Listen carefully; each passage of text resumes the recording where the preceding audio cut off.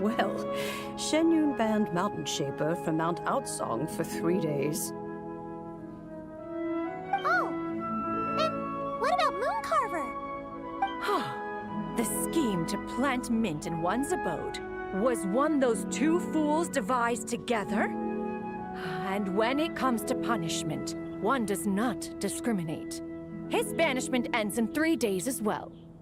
Wow, that's pretty harsh, Cloud Retainer. Let's get down to business. We have news of Rex Lapis. Huh? Isn't that... Yes, Rex Lapis's Geopillar. It descended from on high this morning. He must have sent it for a reason, but it does not respond to our touch. So, what does it mean? Is he in trouble? Not necessarily. It could be a message only a specific person is meant to receive. Traveler, you alone spoke to Rex Lapis before he left. Oh, so it must be for the Traveler. Give it a try.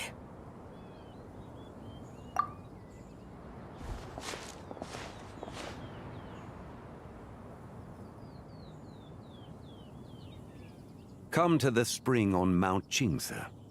I have left an entrance for you.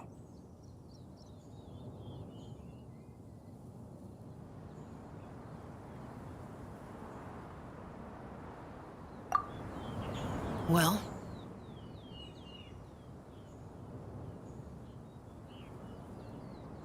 Just as one surmised, it seems that Rex Lapis will not countenance our involvement in this matter.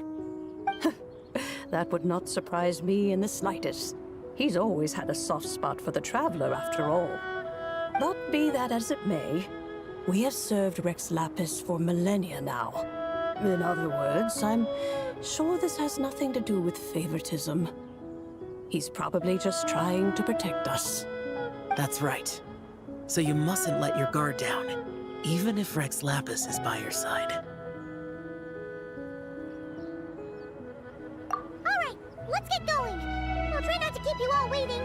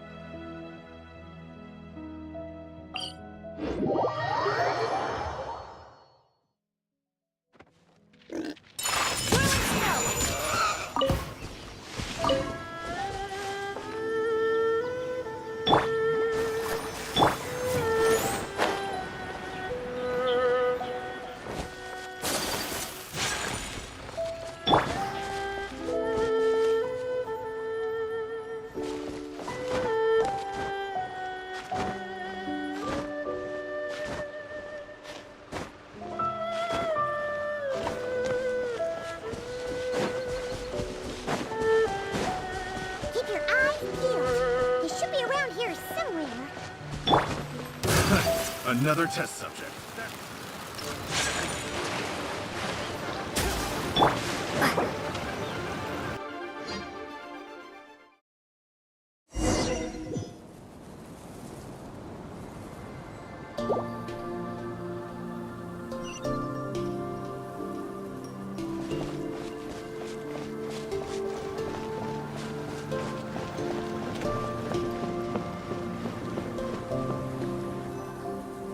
Who could have imagined that the once mighty Geo Archon might end up so, sitting on a humble stool in the woods, quietly weaving moon lanterns?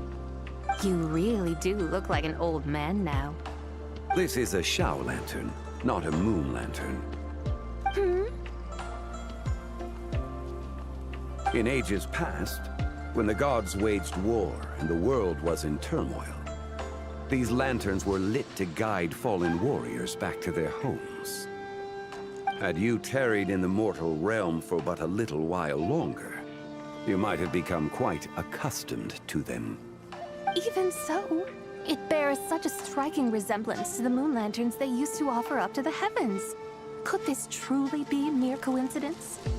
Perhaps in some sense it is, yet in another, it isn't. For instance, who is to say that some of Langan's magnificent jade did not become part of the very foundations upon which Liyue Harbor now stands? It is conceivable that this ritual was transmitted in such a manner too. Now, let's not let ourselves get carried away. For all its splendor, do not forget that in the end, even Langan could not escape its heaven-sent fate. Alas, it is just a pity that the little creatures of this world may never again lift their eyes to the moon, even should misfortune befall them.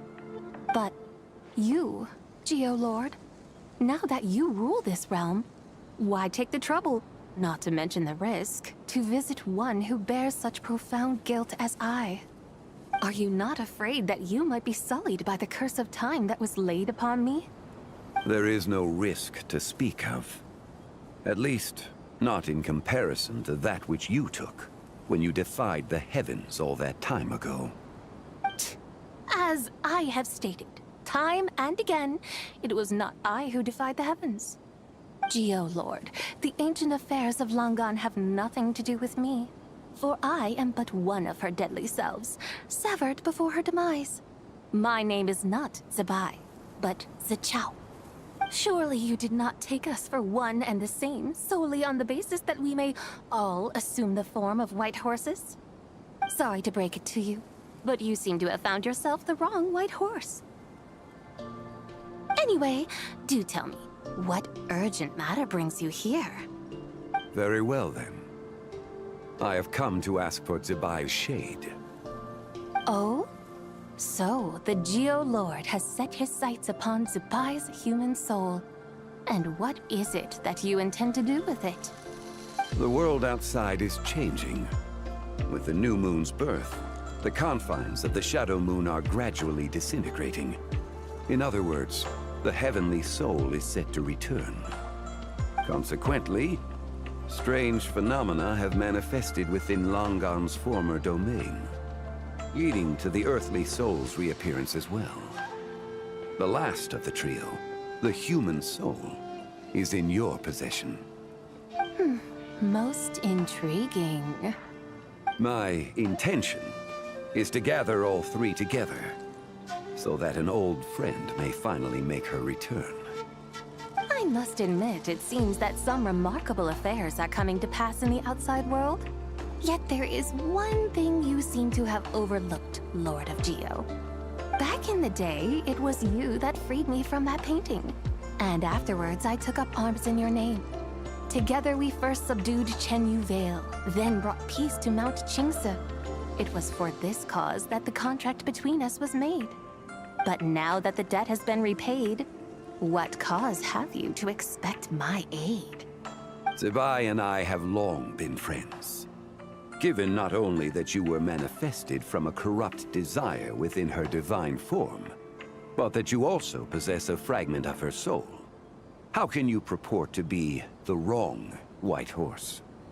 I think you'll find that we are now as separate and distinct as any two beings ever were. What once shone with radiant purity has long become dust. What you see is no longer what it was. Oh, great Lord of Geo. Should this still be unclear to you, I bid you take your leave. It seems that the fault lies in my own lack of consideration. As you wish.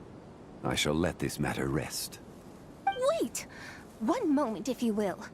Should this not be your opportunity to propose a new contract? The part where you make me an offer I simply couldn't refuse? Even those puny mortals know how to haggle when striking their bargains. Should you, the famed god of contracts, not likewise strive for success through negotiation? Come now, enough with the posturing. It's time to name your price. Very well. I had, in truth, prepared a new contract for your consideration. I knew you would not come before me unprepared. Yet, you should know that I want for nothing, for I live in the mountains, carefree and untroubled. Occasionally, I even find sport in teasing the mortals who stumble into my presence. Then why persist in telling them those ancient stories?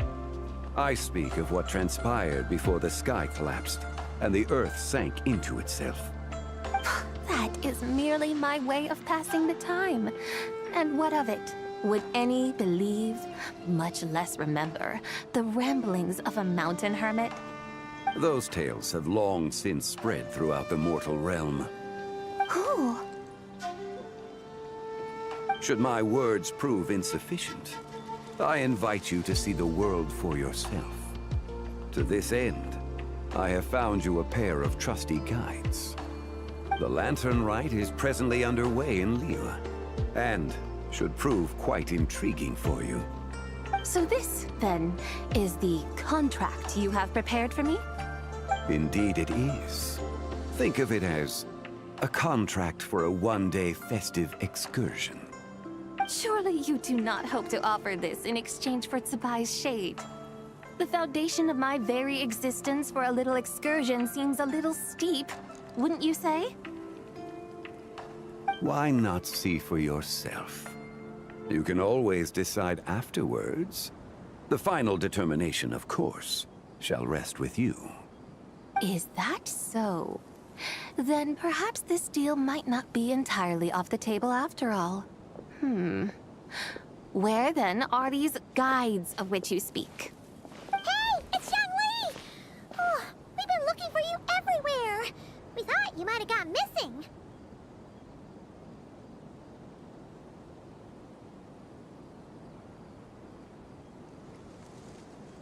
You're here. So these are my guides. Well, well. They certainly look the part, I'll give you that. Guides? Oh, you poor innocent little creatures. The benevolent Lord of Geo has soaked you to me, which means that for the rest of this day, you belong to me. Sold us to you?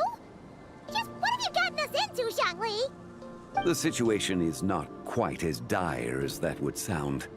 I ask only that you accompany my Adeptus friend on a tour of Liyue.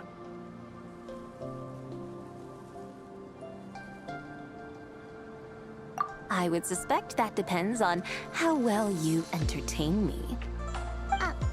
Entertain you?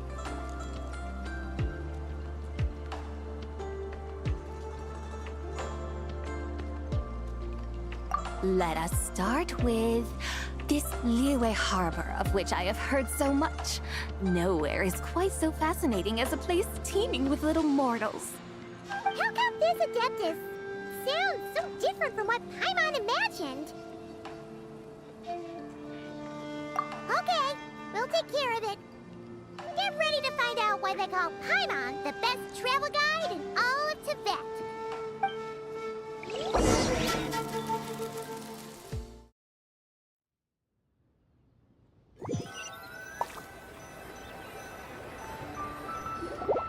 Look!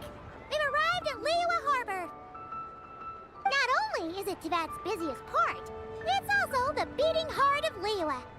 So, dear Madam Adeptus, where would you like to go first? With humble fare and wine to sip, in comfort clothed and soul at ease, one eats, and all the heart's ills cease. So we're heading straight for the good stuff? Well, you're in luck, because Paimon's an expert when it comes to food. There are two main cooking styles in Liyue. Li cuisine, which is all about mountain delicacies, and Yue cuisine, which is centered on seafood. The most famous restaurants are Liuli Pavilion and Shinyue Kiosk. Oh, now Paimon's starting to drool. Yes, our only option is to go try them both. 2 meals, back to back. Both sound like excellent options to me. Are these the kind of establishments that most people might visit on a regular basis? Not exactly. Both Li cuisine and Yue cuisine are known for their pricey ingredients. Definitely not what you'd call the budget options. But don't you worry about that. Just think of it as Zhongli's little treat.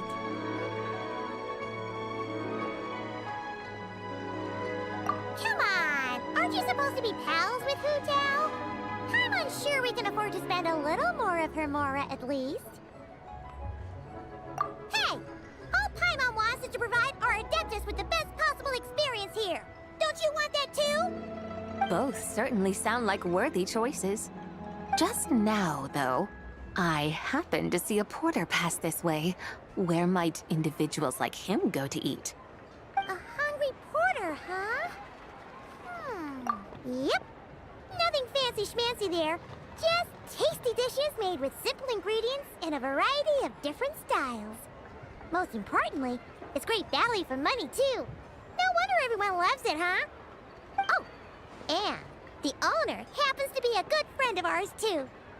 One mean restaurant. Yes, even the name itself feels lively and down to earth. All right, let's make it our first stop. Yippee! That's a great choice, too. Alrighty, let's head over there right away. Paimon can't wait to dig in. Wamin Restaurant, here we come.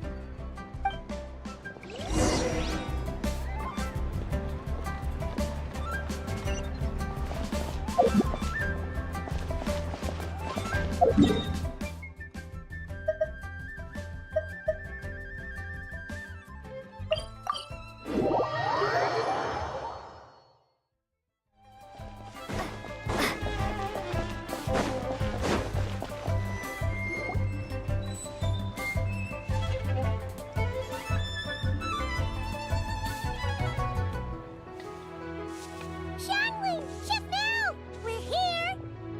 Oh, hello there. What a surprise to see you two. Welcome, welcome. Hey there, Traveler and Paimon. We're a little busy today, so grab a table while you still can. But I don't think I've met this lady before. Is she a new friend? You could say that.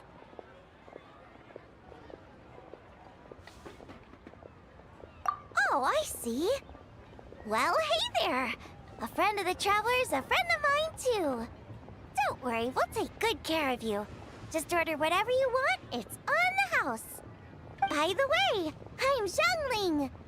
I cook here at One Mean Restaurant. What's your name? Miss Xiangling, have you ever heard of the White Horse Adeptus? Of course. What about her? I am her, and she is me. Huh? You mean you're an Adeptus? Oh, you young'uns crack me up. Come on, Xiangling. You've got to keep up with the times. Haven't you heard of cosplay? It's like a role-playing game where you dress up as famous characters and pretend to be them. Seriously, it's all the rage, and it looks like this young lady is quite the expert. Your friends sure keep their fingers on the pulse, huh, Traveler? Wow, Dad. Didn't know you were so tuned in. But how come I haven't heard about it? You gotta listen to our customers.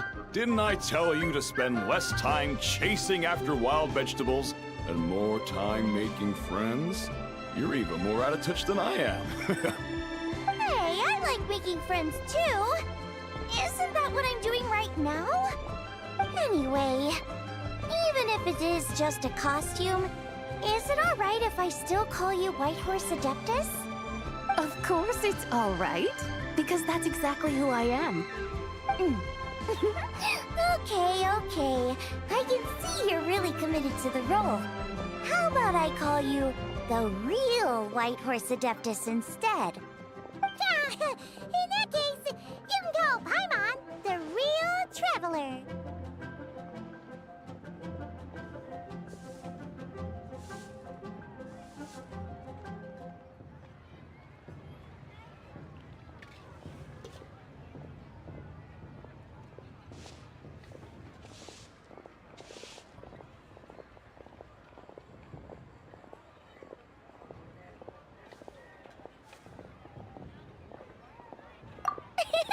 Yeah, right. You could have at least switched outfits.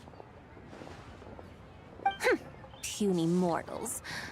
Nevertheless, I suppose it might be amusing to indulge in your little charade for a while at least. All right, go grab yourselves a table. I'll come take your order in a bit.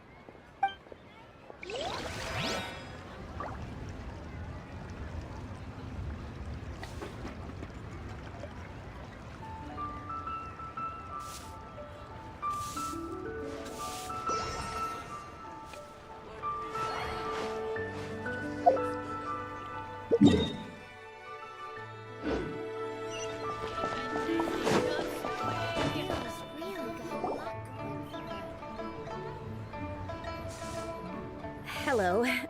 May I ask if Miss Xiongling and Chef Mao are here? Yeah, they're just over there. Wait a sec. Aren't you? So, what would you like to... Huh? You're... Hello, Miss Xiongling. It's me, Lu Xiongxiong, the one who broke some stuff here at your restaurant a few days ago. I just wanted you to know how sorry I am. I honestly don't know what came over me. Please forgive me. Oh, it's you. You really gave me a fright that day, young lady. You didn't actually get food poisoning from our blackback perch stew, right? Come on, Dad. She's come to say sorry. It's all right, Miss Lu. You must have been feeling a bit off that day.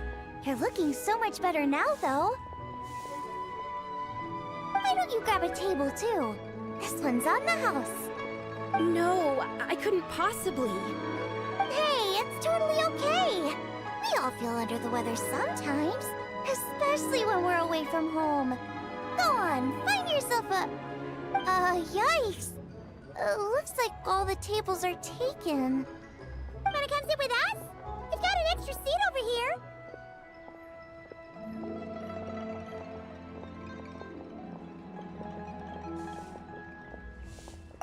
Thanks, guys. So what would you like to eat today? Feel free to order anything you like. I should very much like to sample your renowned poisonous blackback perch stew. It wasn't poisoned. That was all on me. So that's one portion of blackback perch stew. How about you guys? Paimon wants...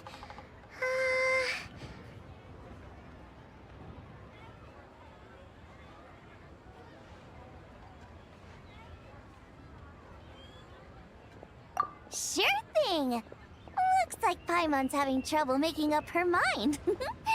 Anyway, I guarantee you'll love it. Let me think. Well, since the blackback perch stew is on the spicier side, I guess it makes sense to balance it out with a serving of stir-fried shrimp. And since it's Lantern Rite season, you better try out the triple-layered consomme and come and get it too! Those are our seasonal specialties. As for the carbs, since we've got a full table, how about some right at home? Along with our special chili mince cornbread buns. Trust me, you won't be disappointed. Then for dessert, I'll whip you up some Lucky Snow Delight. I just came up with it a few days ago, and I can't wait for you to try it. Wow! Sounds like quite the feast. Looks like Paimon's in luck today. Am I the only one who thinks that's way too much? Not at all. Don't worry, I know what I'm doing. And to top it all off, our star dish, Adeptus Temptation. You should know that we don't often serve this here at Wanmin Restaurant. But since this is my first time cooking for the White Horse Adeptus, I'm pulling out all the stops. Okie dokie, just sit back and relax. I'll have your dishes out in no time. Hold on. Did I just hear Miss Xiangling mention the White Horse Adeptus? You did indeed. And you're looking right at her. That's a joke, by the way. She's cosplaying. Oh, I see. Phew, almost believed you there for a moment. Tell me, little one, what business might you have with the White Horse Adeptus? It's a long story. Basically, a while back, I took part in an archaeological dig over at the chasm. While we were there, we discovered a number of relics. Our findings show that they date back to the era of Long Gone, an ancient nation whose people are said to have been the ancestors of some of the modern-day inhabitants of Chenyu Vale. And why might such matters concern the White Horse Adeptus? Because some of those relics not only seem to contain textual references to her, but even depictions of what she looked like. There have long been legends claiming that the White Horse Adeptus was a deity of that era, but there are plenty of other theories out there too. If I could just locate some more detailed records, I'm sure we'd be able to find out so much more. So you're into history? Well, to tell you the truth, I actually joined the archaeological team by sheer accident. But once I'd started down this path, I knew that I wanted to make something of myself. Recently, though, things seem to have taken a turn for the worse.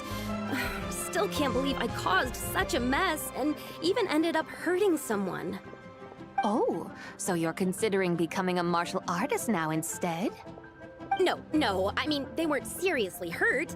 It was just a few scratches, and they let it go after my mother compensated them.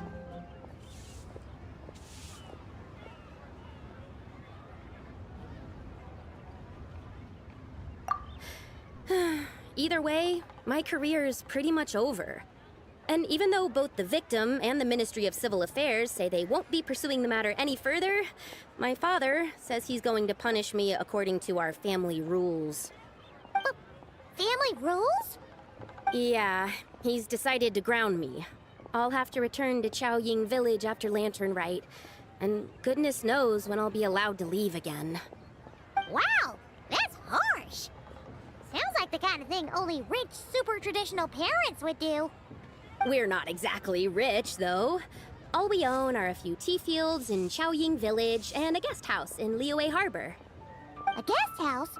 It isn't Baiju Guest House by any chance?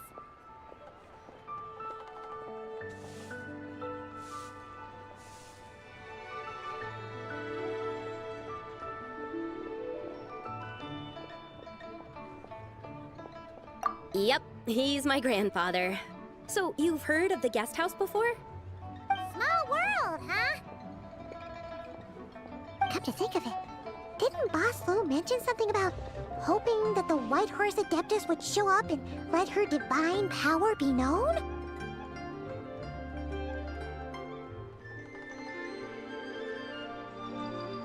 Sure, but Paimon's guessing this wasn't exactly what he had in mind.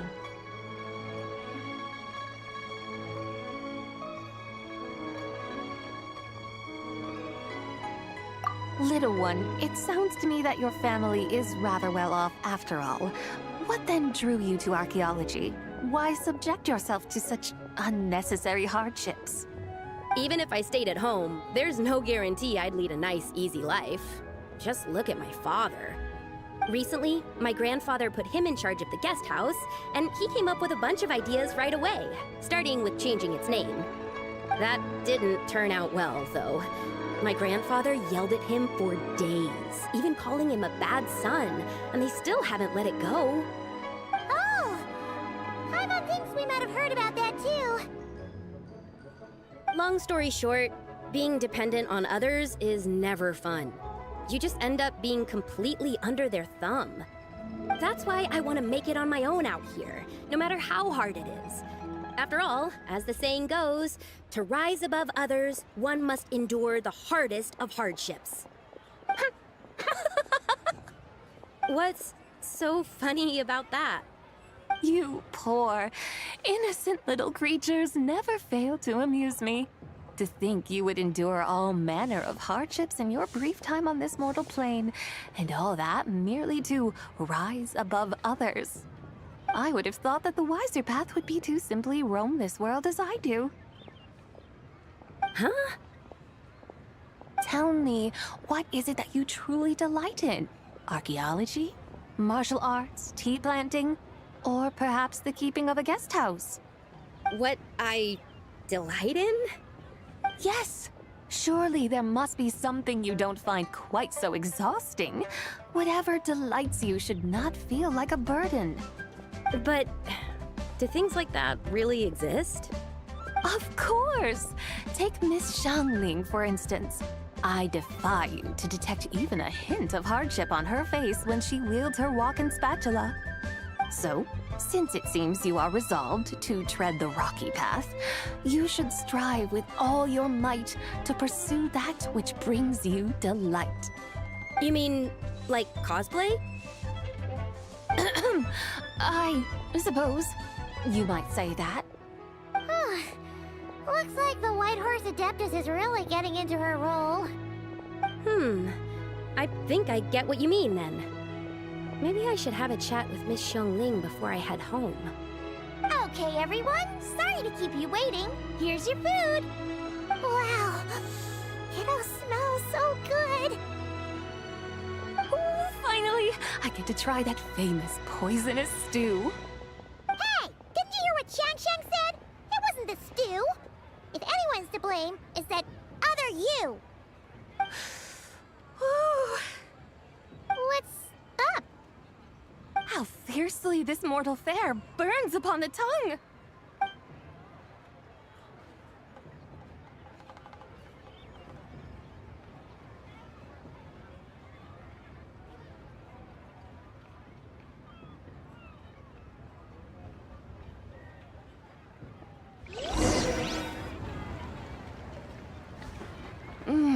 Most satisfying as poisonous stews go. So, where to now? Time, I think, to seek out some diversion? Oh, there's plenty of entertainment options in Liyue. Paimon will tell you that. The locals like to drink tea, walk their pets, play chess, watch operas, attend storytelling performances. Storytelling performances? You know, like listening to people telling stories.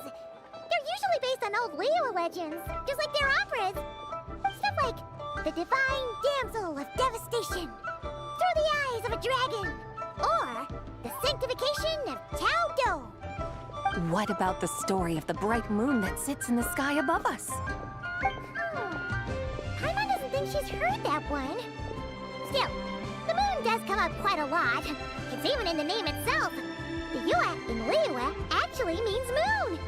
Since we're on the subject, you like telling stories yourself, right?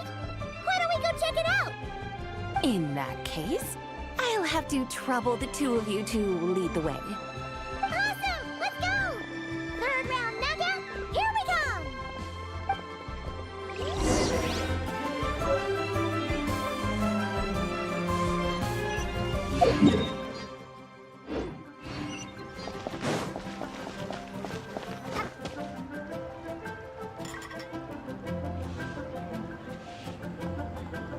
What a tongue twister. I'd have made a complete fool of myself if I tried to say it on stage without practicing it first. Huh. Call yourself Iron Tongue, Tien. wobbly tongue Tien more like.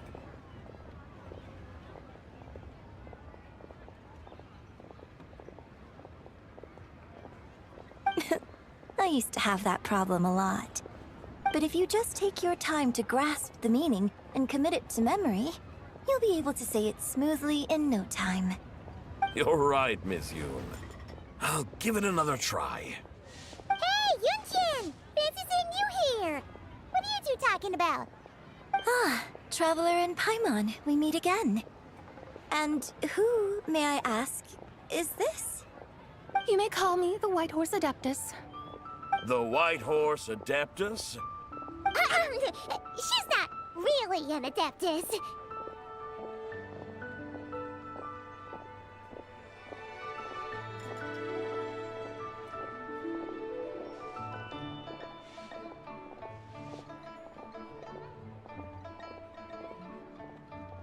I see. Well, it certainly looks like a lot of fun. Oh, funny you mention it.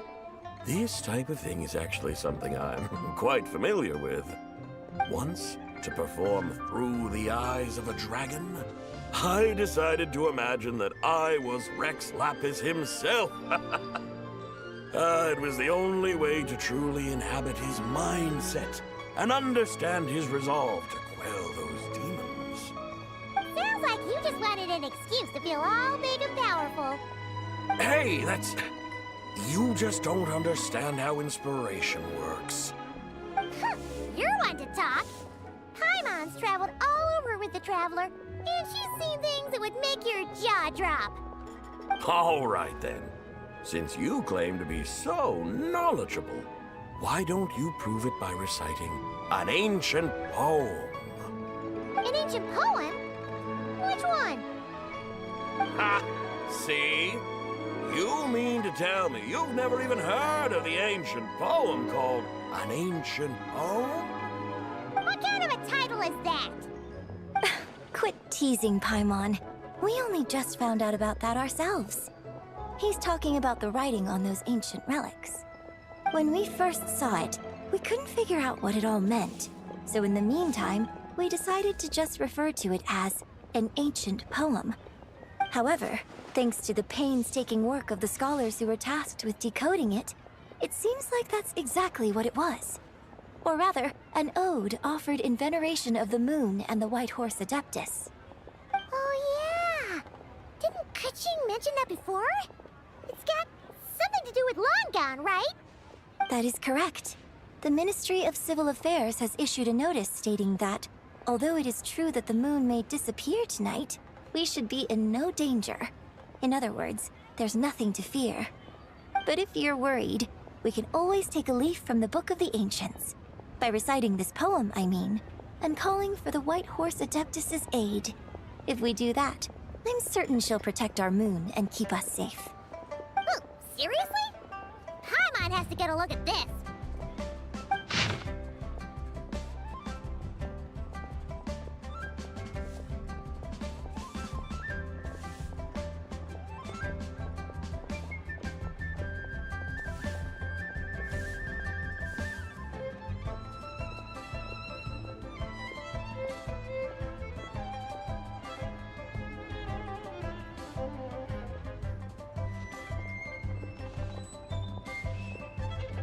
Under moon eternal in radiant night, a maiden grants silk, soft and light?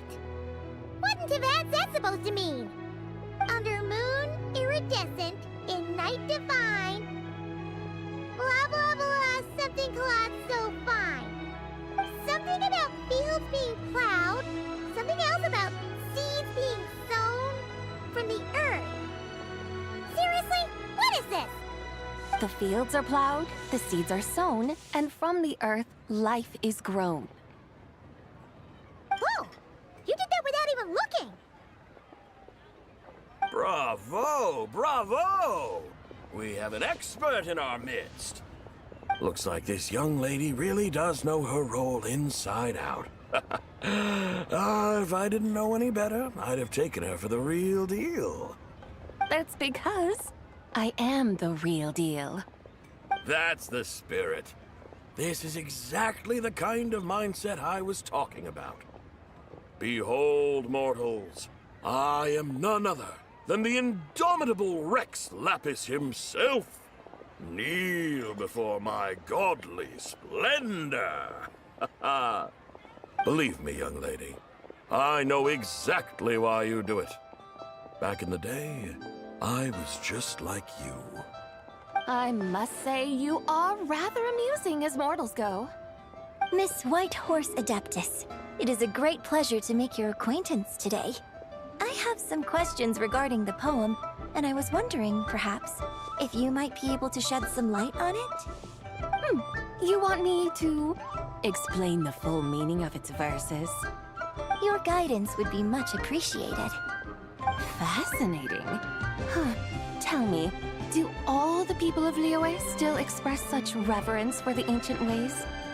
Well, it's true that we hold a deep fondness for our history, but it is hardly our only pursuit. One of my good friends, for instance, is even more devoted to the modern Fontanian art of rock and roll. Exactly! And don't forget, great practitioners of the role-playing arts walk among us too. People like me and you, young lady. Yes. So rather than placing too much emphasis on our reverence for the ancient ways, it might be better to say that here in Liyue, 100 passions bloom, each with a voice of its own. I see. Then, I suppose it wouldn't do any harm for me to enlighten you. In truth, it is but a simple poem of blessings.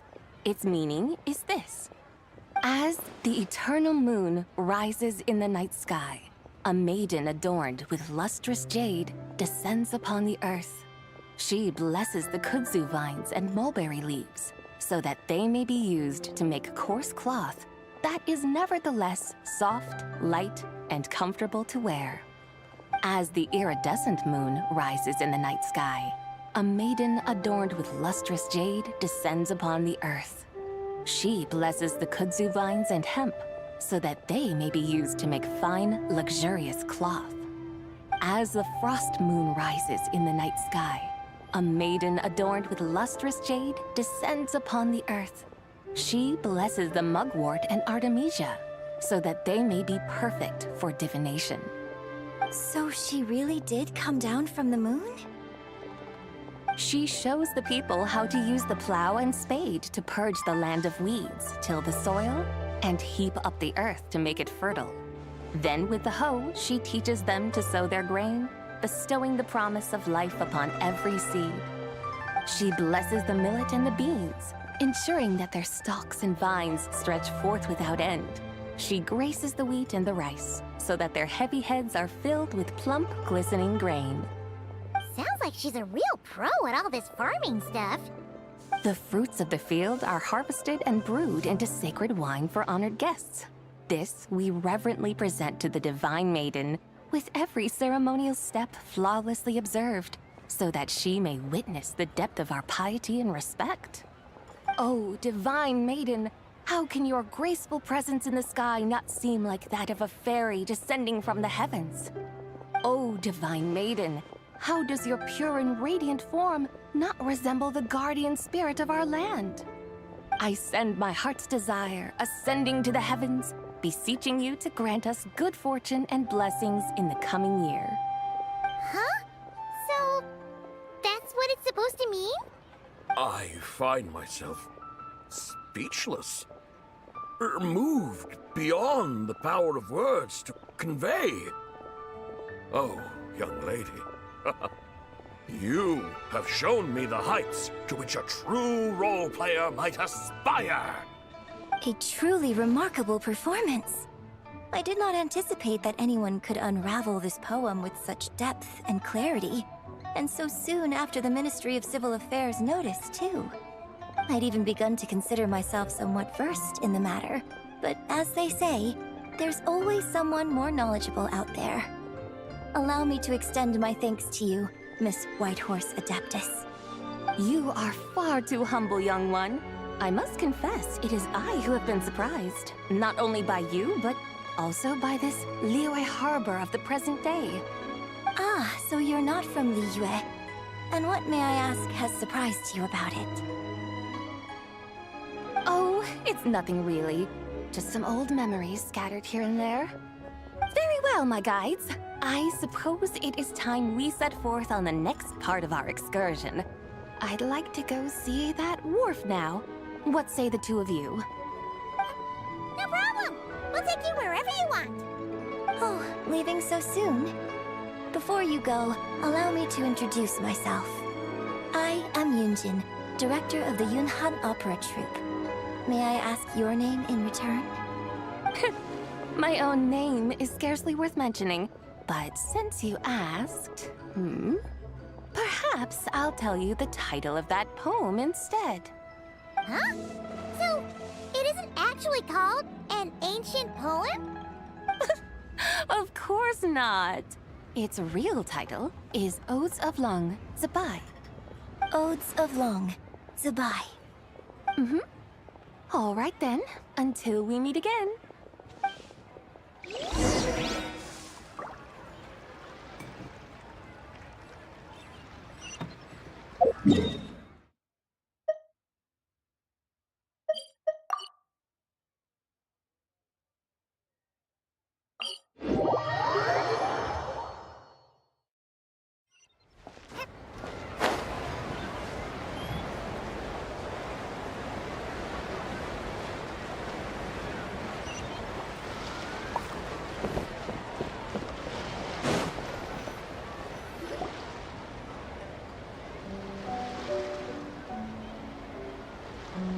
Hey, Ganyu! I almost forgot to mention.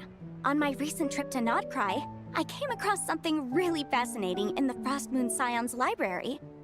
I found records in their collection of another divine envoy living on the moon. A divine envoy on the moon? You don't think it could have been referring to the White Horse Adeptus too, do you? No way to say for sure. Still, the similarities between our legends are intriguing, to say the least. Isn't it amazing? Especially when you consider how far apart we are. It truly is. We might live in different lands, but when we look up at the night sky, we all see the same moon and stars. Right? It's like we're all bound together, no matter where we are. When you think of it like that, it's almost as if our friends from other nations will be right here celebrating with us. Isn't that a wonderful thought? No wonder you were so excited to go see the giant lantern when you first got back. Sounds like you're a real fan of the White Horse Adeptus, huh? I guess you could say that. Just a pity she's so elusive. Even Granny's never met her, you know? Maybe she really is just a legend after all. Hey, Yanfei and Ganyu! Trust, Paimon. The White Horse Adeptus is as real can be. Huh? Oh, look! It's the Traveler and Paimon! Feels like I haven't seen you two in, like, forever.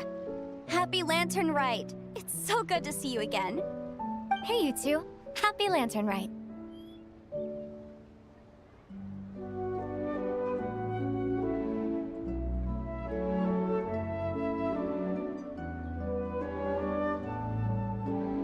Did I hear you right just now, Paimon?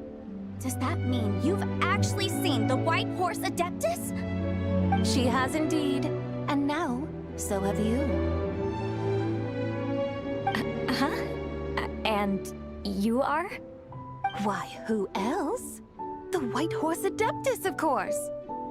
Could you maybe start with something else next time? You're the White Horse Adeptus? That's right. Allow Paimon to introduce you to our new friend, Zichao. She's been low-key obsessed with cosplaying the White Horse Adeptus ever since we met her. I see.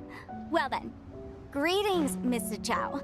My name is Yanfei, and recently I've been low-key obsessed with learning everything I can about the White Horse Adeptus. I'm sure the two of you will get along like a house on fire. Oh, and by the way, I'm Ganyu.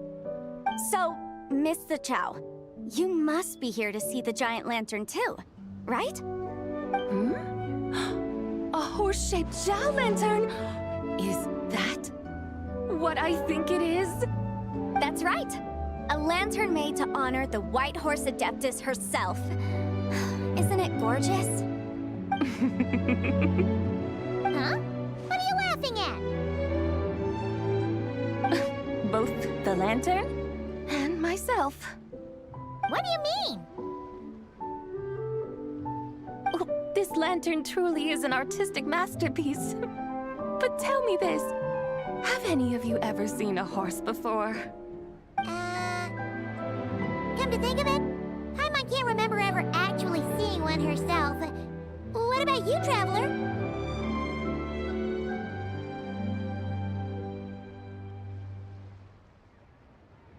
Oh, this horse appears to be mid-trot, but it has adopted what is called a lateral gait, where the legs on one side of the body move together in unison. A rather rare sight indeed. Just now, I suddenly pictured myself, I mean, the White Horse Adeptus running the same way. The image was so absurd, I could barely contain my mirth. Oh, really? I never knew that. You learn something every day, huh? Oh, come on! It's basically a giant piece of fan art! Who cares if it's different than the original?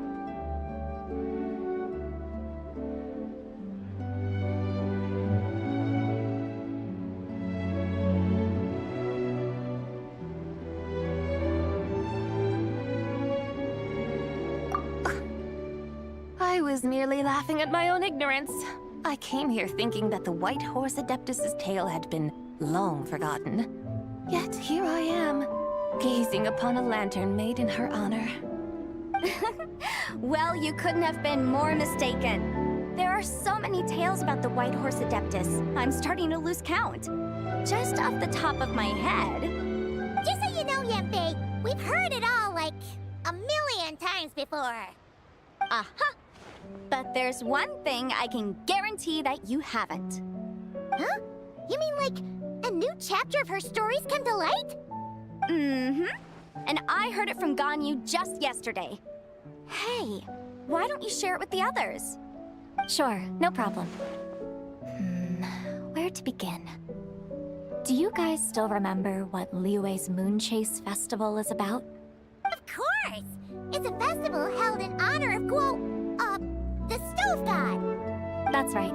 But it took a really long time for the Stove God Festival to become what it is today. In its earliest form, it was actually an adeptal ritual known as the Moon Chase Rite. Paimon remembers Madame Ping mentioning that before, but she never explained exactly what it was. According to Cloud Retainer, the Moon Chase Rite was originally a ritual meant for communicating with the moon. Communicating with the moon? But for what purpose? At first, Cloud Retainer wasn't entirely sure either, as it was always Rex Lapis who performed the ritual. Whoa! Rex Lapis did it himself? Must have been a really important ritual. That's right. Unfortunately, despite numerous attempts, they never actually received any response from the moon, which is why they eventually stopped performing it.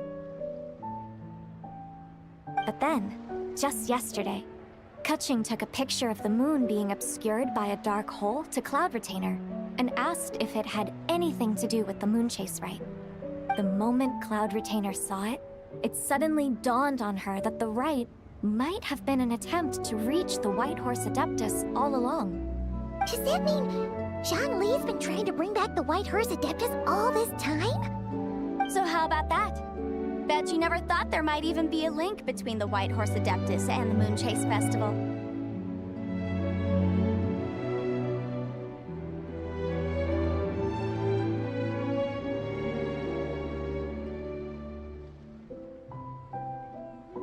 If Keqing hadn't taken that picture to Cloud Retainer, we would never have known any of this. This is probably what Keqing was referring to that day when she mentioned there were some ideas she wanted to follow up on. So, Geo Archon. All this time, you've been striving to awaken her. Huh? What do you mean, awaken? Nothing. What I truly meant to say was, this new insight you've provided has been truly eye-opening. Oh, by the way, my trusty guides, I've been meaning to ask, where in Liyue Harbor might one enjoy an expansive scenic view? Huh? We're off to the next stop already? But Paimon's barely done digesting that lore bomb just now. All the more reason to find the right spot to let it sink in. Oh, so that's what you're up to. A tour of Liyue Harbor? In that case, if you're looking for a spot with a panoramic view, I'd recommend Yujing Terrace. That's a great idea. Since the terrace is on higher ground, the sea view from up there's so much better.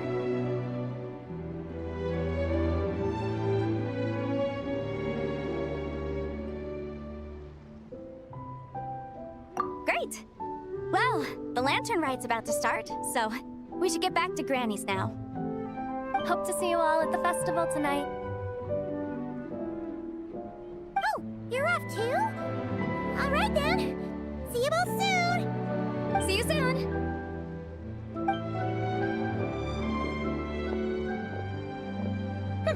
Very well, my guides. What are we waiting for? Okay, you're the boss. Eugene Terrace it is. After all, the customer's always right. Something else you needed to do? Oh, Paimon likes that idea. And what, may I ask, is a photo? It's this awesome invention that lets you record moments in the blink of an eye. Except, you've gotta try not to actually blink. Oh? What must I do in preparation then? Nothing. All you gotta do is choose a pose. The Traveler will handle everything else.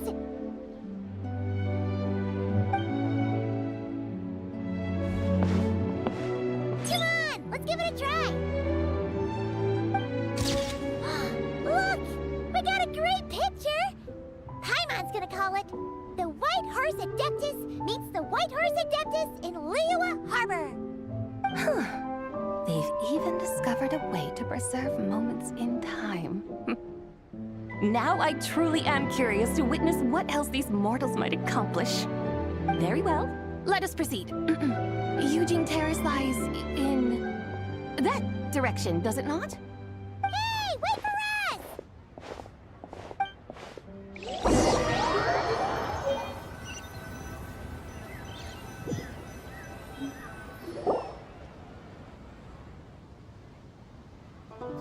Truly a marvelous view if ever there was one.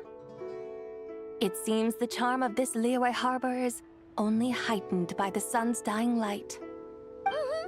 And soon, people will start releasing their shell lanterns to mark the most important day of the year.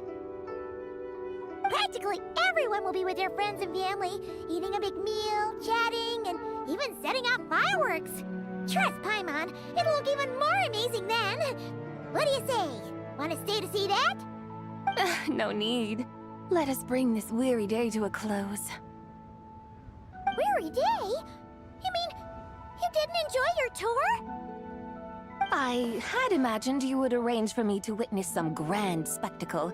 Perhaps the descent of divine beings, the manifestation of the sacred before mortal eyes, or the appearance of a selfless hero come to aid the helpless and downtrodden. Or, should that not come to pass, then at the very least, spend a little more coin. For that, it seems, is how one finds true enjoyment. Alas, but there was none of these.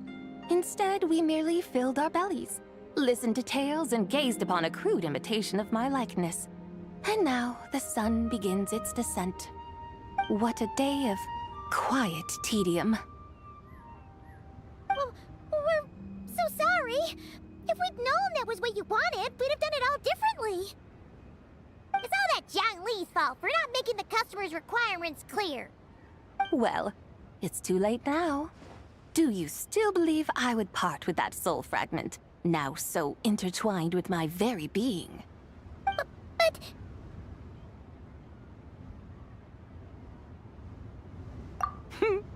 I knew you were the more astute of the pair. Huh? It seems the realm of the Geo Archon has a way of making one more stony-faced. So, you were just pulling Paimon's leg? Of course. I was merely engaging in a little banter with the two of you. Long ago, I shared tales with various mortals who chanced upon my mountain abode. Never did I imagine that those stories would endure. It seems I greatly underestimated them. Perhaps, as your Geolord said, a few pieces of ancient Langan's magnificent jade have truly become part of the very foundation of this land. So, you've decided to help us? Again, that goes without saying. I made up my mind some time ago now.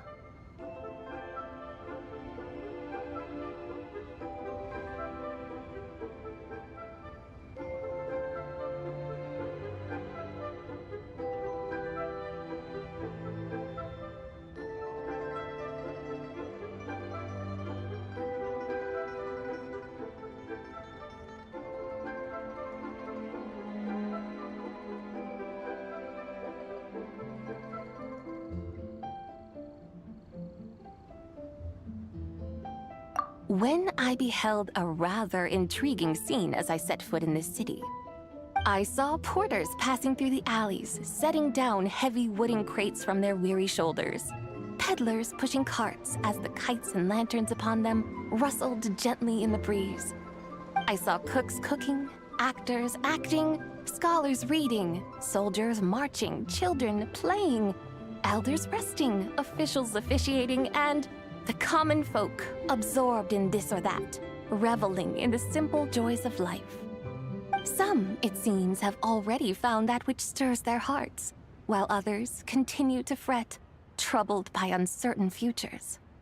Yet, in this gentle and serene order, each holds fast to their anticipation, not only for the celebrations to come, but also for the first light of the morrow. Scenes I once yearned to behold now unfold before me, no longer in Langan, but in Liyue Harbor, thousands of years on. How wondrous is this mortal realm!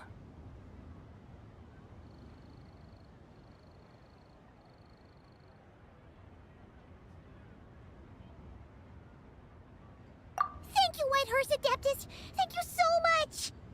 Adeptus, Adepti, perhaps the singular art in which we are truly proficient is that of sequestering ourselves within the high mountains.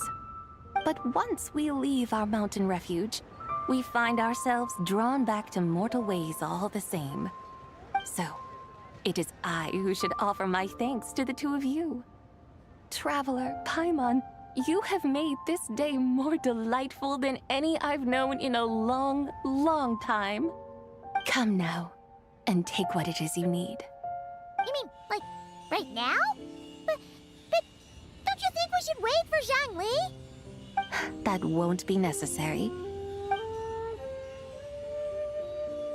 All things shall meet again in their time, for the waters know no rest, and the flowers their appointed season. One need not fear that life is but a journey of goodbyes.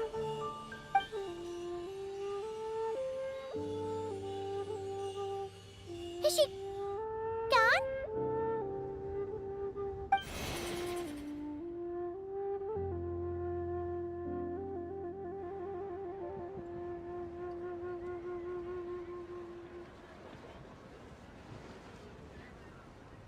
Yes, she's gone. A deadly self is formed from the body's impure vapors, so naturally it cannot survive long in this world. Had it not been sustained by the remnant of Zibai's soul, it would have faded away a long time past.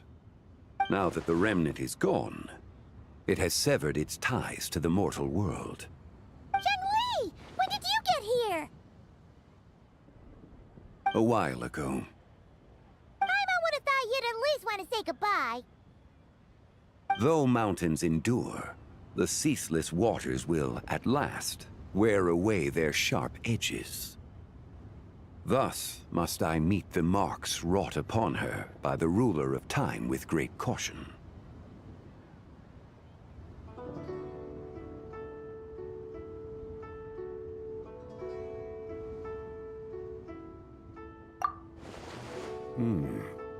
It may be goodbye for now, but someday we will meet again. Really? And when might that be? Who can say for sure? Years and years from now, perhaps. Or maybe tonight, at the Lantern Rite. Are you saying that if the White Horse Adeptus were to be resurrected, she'd still have the memories of the 3 deadly selves? That she'd still remember us? We will find out soon enough.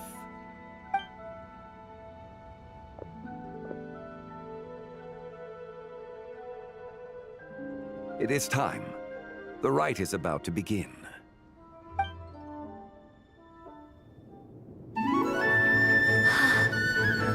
The rite is about to begin. Is the moon really gonna disappear? Got your lanterns ready, everyone? All set. Might be about time to put eyes to the sky. Wouldn't you say, Tianquan? Look!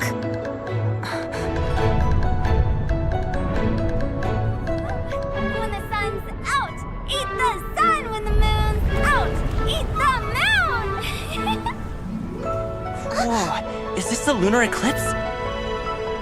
Under moon eternal, in radiant night, a maiden grants silk, soft and light. Under moon iridescent, in night divine, a maiden grants fiber for cloth For so you. fine. Under moon of frost, in night so great, a maiden grants tools to divine our fate. The fields are plowed, the seeds are sown, and from the earth, life is grown. The seedlings stretch, the crops do rise, and all unfolds before our eyes. Fruits are gathered, sweet wine is poured. These gifts we offer to our Lord. Pure is heaven, so fair and bright. She shines as light in this dark night. And with her does this, wish take flight.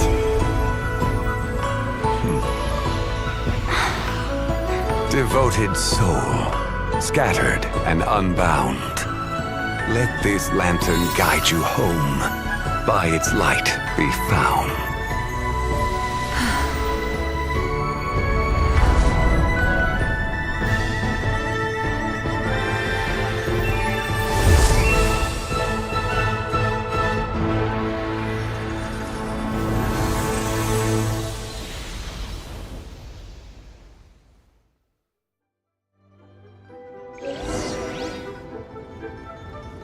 Did we do it?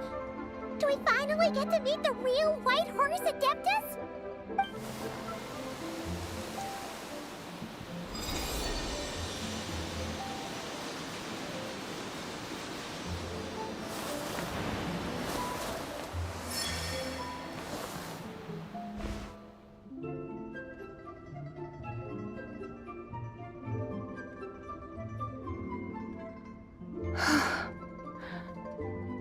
This place. Where am I? A familiar land, now known by the name of Liyue. Liyue? The peaks adorn the clouded moon. Then, who might you be? Oh no! She seems to have lost all her memories after all. And those countless lights in the sky. What are they? These lights, each like a dwelling in glad accord, usher in this day of joyous rebirth. And whose rebirth might that be? That of my old friend, Zibai. Zibai? Yeah, that's you! Don't you remember anything at all? That's... me? Oh, yes.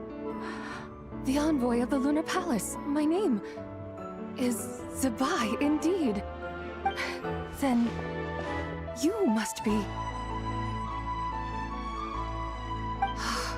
the Lord of Geo, Heaven's Star. Many years have passed since we last saw one another. Zibai, my friend. Welcome home. home. But why does this place, this Liyue, feel at once so strange and yet so familiar? Who you are? Who are you? Ah, yes, I remember now. You are that treasure-hunting damsel, the one stricken by the poisonous fish stew. How goes your quest for treasure? You must have achieved both fame and fortune by now, I trust. Hey, you've got it all wrong! You're talking about Lu Xiangxiang. And how many times do we have to tell you? She wasn't poisoned! Sheesh! Hmm? But I could have sworn... Oh, that's right. You're that impudent blonde youngster who kept meddling in my affairs. And to think you even had the audacity to presume yourselves worthy of being... What was it again? Ah, yes, of being my guides. How very wonderful to see you again, my most faithful and beloved guides. I trust all has been well in my absence? Well, she finally got it right. But that sudden mood swing felt even weirder. It's like her head's packed full of slimes. It is possible that her cells have not yet settled. After all, they've only just been brought back together. It may be some time before she fully recovers. Huh? You mean, kinda like she's still half asleep? That I cannot say for certain. Perhaps a few days. Perhaps a few years. A few years? Mortal years are but a poor measure when divine beings tread the realm of dreams. Well, if you say so. Anyway, at least she's whole again, right? That already seems like a pretty good outcome to Paimon. Yes, there is little cause for worry. We need only wait and let time take its course. Say, what are those little creatures over there up to? Celebrating Lantern Rite, of course. And those lights up in the sky? Those are all Xiao lanterns. This year, each and every one of them carries a little wish inside. Lantern Rite. Then, may I join in too? Of course! Why else do you think we've been running around like headless chickens these past few days? Tell you what, Traveler, why don't we take the White Horse Adeptus out to celebrate? Who knows? Maybe seeing some familiar faces might help her find her feet?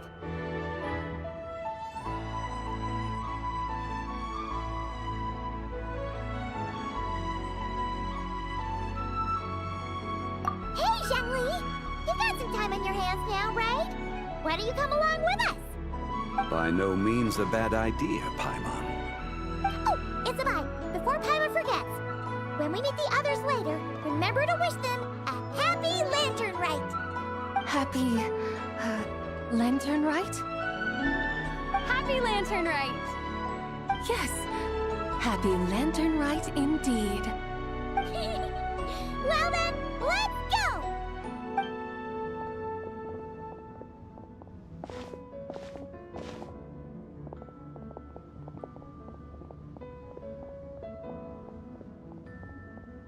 Lantern Rite. A night of joy, reunion, and moonlit blessings for all.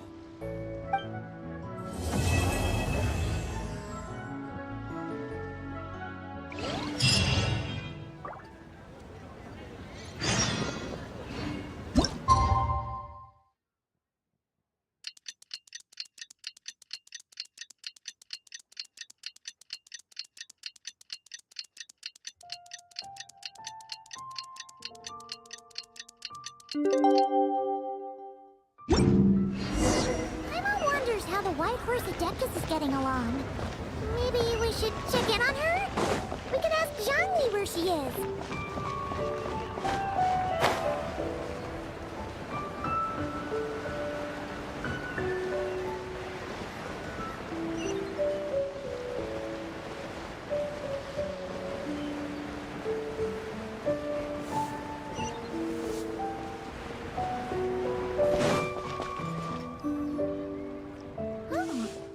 Zhangli hasn't stopped by for tea today. Hey, are you two looking for your friend? Try going up that way. Is Zhangli up that way? No, but that young lady who was dressed up as the White Horse Adeptus the other day is. She's your friend, right? I just saw her head toward Wanmin Restaurant. I was wondering why she was eating alone. But then you two showed up hot on her heels. Oh, what luck! We were just on our way to find her. But what's she doing at Wanmin Restaurant? I have no idea. I said hello, but she completely ignored me. She couldn't have forgotten who I am, right? I mean, we're kindred spirits, aren't we? Maybe she's still half asleep, but her brain might be a little fuzzy. Oh, that makes sense. I was wondering why her eyes were so red. Her eyes were red? Oh, that doesn't sound good.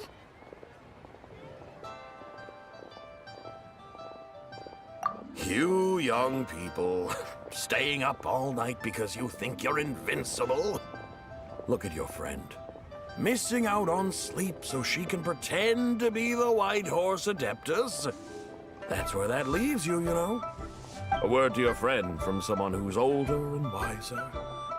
She really needs some rest. Paimon won't be so certain about the older and wiser part. Yeah, what was that? Hurry along! Oh, and don't forget to come back and check out my Rex Lapis cosplay when you're done.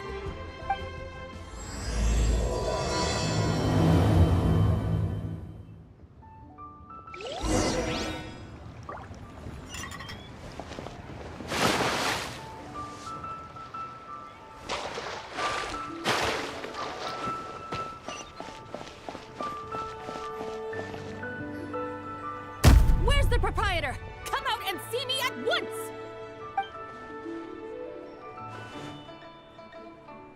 Xiangling and Chef Mao aren't here right now. What can I help you with? And who might you be? My name is Shenhe. I work here at Wanmin Restaurant. Shenhe. Shenhe. Are you that crane adeptus who loves planting mint? It's been a few days. Have you improved your gardening skills? Did you manage to cover the slopes with mint? Mint? I don't know anything about mint. But I am familiar with Qingshen and glaze lilies. Ha! Already casting mint from your mind. How can a practitioner of self-cultivation be so fickle, chasing after every new plant that catches their eye? I'm not sure I get what you mean. Are you delirious from hunger? Would you like something to eat? Shenhe! White Horse Zabai! So this is where everyone is! Traveler, Paimon. It's been a long time. Happy Lantern Rite. Is this customer a friend of yours? Don't mind her, Shenhe. She's just a little cranky because, she didn't sleep well last night and she's only just woken up. Look how red her eyes are. I see. In that case, Miss Zabai, I have a tonic here infused with Qingshen. It's cool and soothing when applied to the eyes. Would you like to try a few drops? Stop right there! Who are you two noisy children? Hey! Have you forgotten about us already? Guides. Yes, I seem to recall something about some guides. Ah, yes, now I remember. What luck! I was just looking for someone to show me the way to Elong Wharf. Huh. Is she starting to come around? Someone requested my help in purchasing some tea leaves. I was informed they have discounted prices during the festival and that I shall get a good deal there. Tea leaves? This sounds like Zhangli's doing. He sure knows how to get people running errands for him. Your friend Rex Zhangli initially requested the most expensive tea, but then a young lady in a hexagram hat Mentioned he'd burned through the Wangsheng funeral parlor's yearly expenses at an exhibition a few days ago. As such, he is only permitted to buy items that are discounted this month. Oh, that's his boss, Hu Tao. It's about time she realized the problem and put a stop to his spending sprees. Oh, I see. So that's why you're here. Unfortunately, Wanmin Restaurant doesn't sell tea leaves. If you're truly in need, I could gather some wild tea from the mountain slopes. You don't sell tea leaves? But I remember your boss, Miss Lu, saying that she owns tea fields. You really should get some rest. The person you're talking about isn't the boss of Wanmin Restaurant. She's just like you. She came here to eat. Is that so? Life really is full of surprises. What surprises? Your brain really is as gooey as a pack of slimes. Paimon can't believe Zhongli entrusted you with going all the way to Yilong Wharf and buying tea.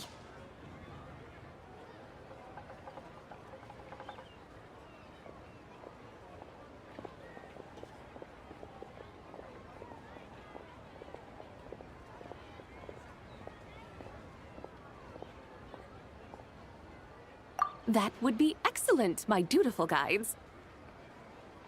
Ah, yes, Miss Crane. I apologize profusely for my improper behavior just now. Please forgive me. I completely understand. Master often says that the human body is like a mechanism in need of regular maintenance. When a person cannot rest at night, they are sure to become irritable and on edge. Miss Crane, you appear reasoned and compassionate on the surface, yet I sense dark forces churning within your spiritual core. Those red ropes you wear are what bind them, am I correct? Oh, you can sense that? Indeed. I also sense that with your strength, you might try undoing one or two of those bonds when training. Untie Shenhe's ropes? Wouldn't that be risky? Though the use of red ropes to bind the soul is a wondrous technique, practitioners must eventually learn to break free from external aids and look within themselves for restraint. Master has told me similar things, but I am not ready yet. Your self-cultivation has progressed far enough.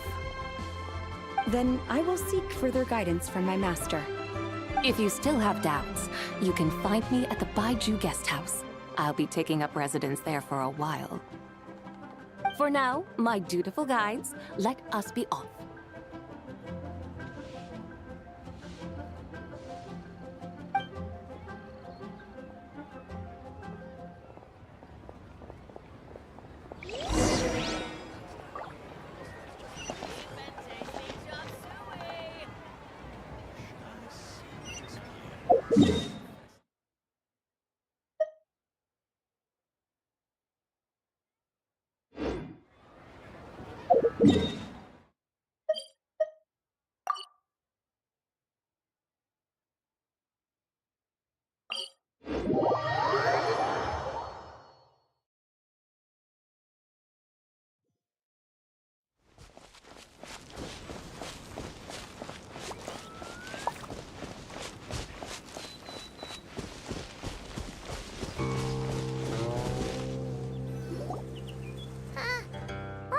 Yilong Wharf?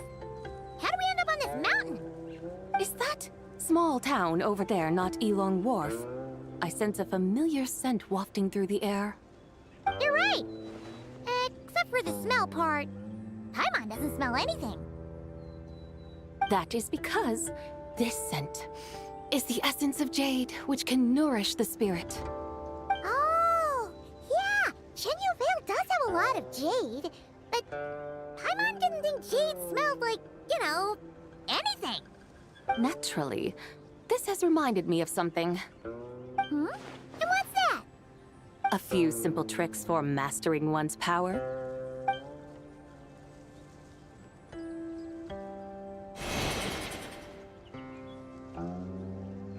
What is that thing? I'm sure you've been to Yilong Wharf many times before, but I wonder if you've done so while cruising through the air. You've been such dutiful, dedicated guides, so allow me to offer this fresh experience as recompense. Please step in.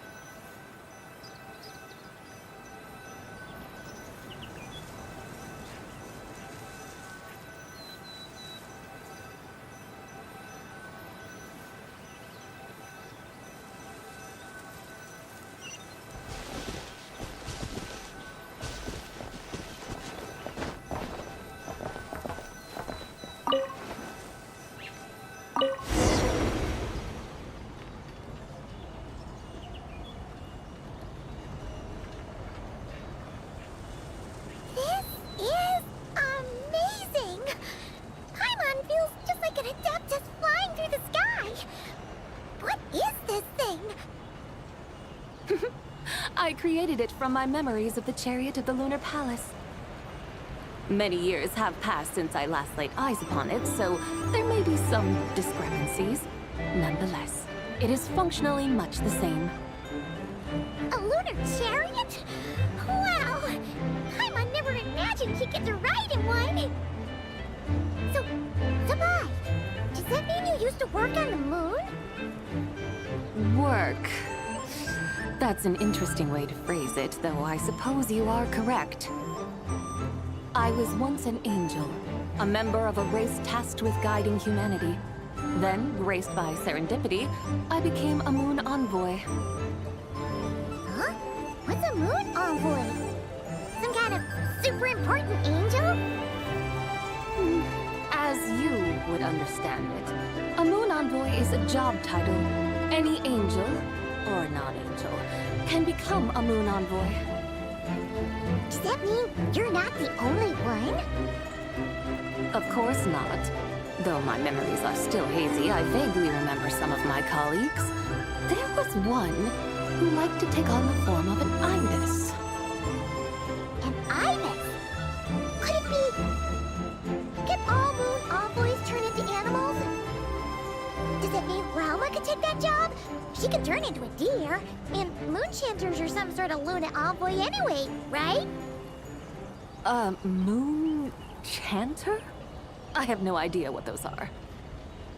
Oh, okay then.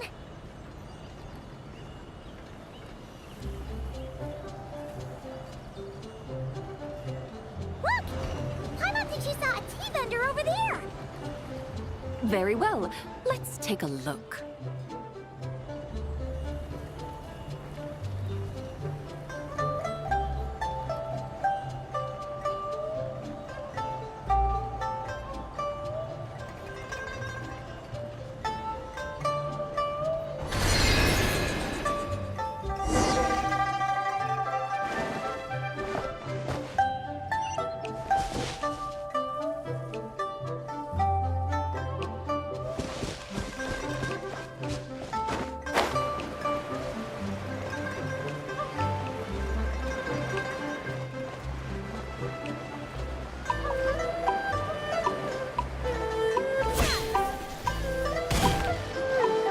Welcome, please have a look around.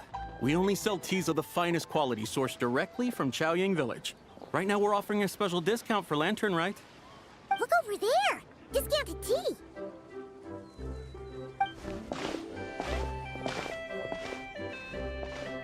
Dear customers, are you looking to purchase some tea leaves? I can see from your bearing that you are no ordinary customers. My humble shop has some exquisite teas that should satisfy your more refined tastes. We're not here for quality.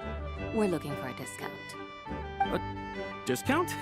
Well, that's a coincidence. Our Sungla tea is on sale right now. A special festive offer.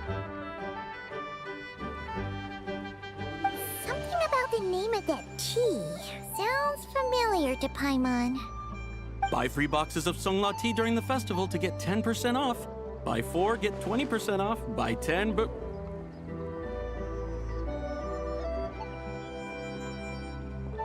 That's right! 10 boxes at half price. Have you been to our shop before by any chance? Oh, Paimon's definitely heard this spiel before.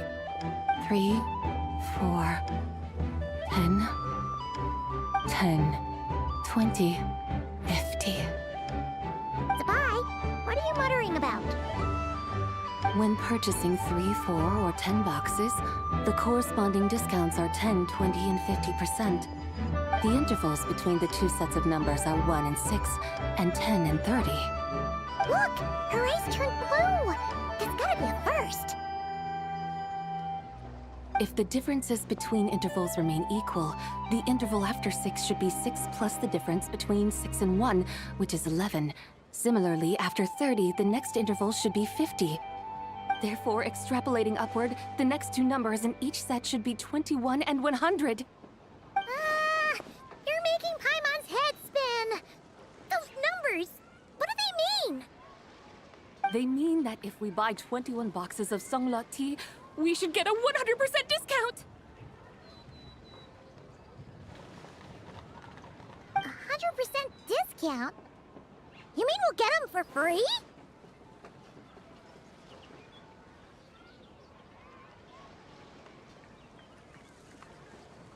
Oh, there was a pattern to the discounts! Is that right? The pattern we speak of is mathematics, little one. A pattern that is always right. That's amazing! You're a shopping genius, Sabai. Oh, wait. Something feels off here. I had no idea our shop's discounts were tied to the laws of nature. I've learned so much from you, dear customer. No need to thank me. Now, please give us our 21 boxes of free tea. Wait! What's the matter? Paimon just realized what it is that's not right. It took you long enough. We got the short end of the stick. Think about it. If we don't have to pay when buying 21 boxes, then if we buy even more, the vendor should be paying us money instead, right?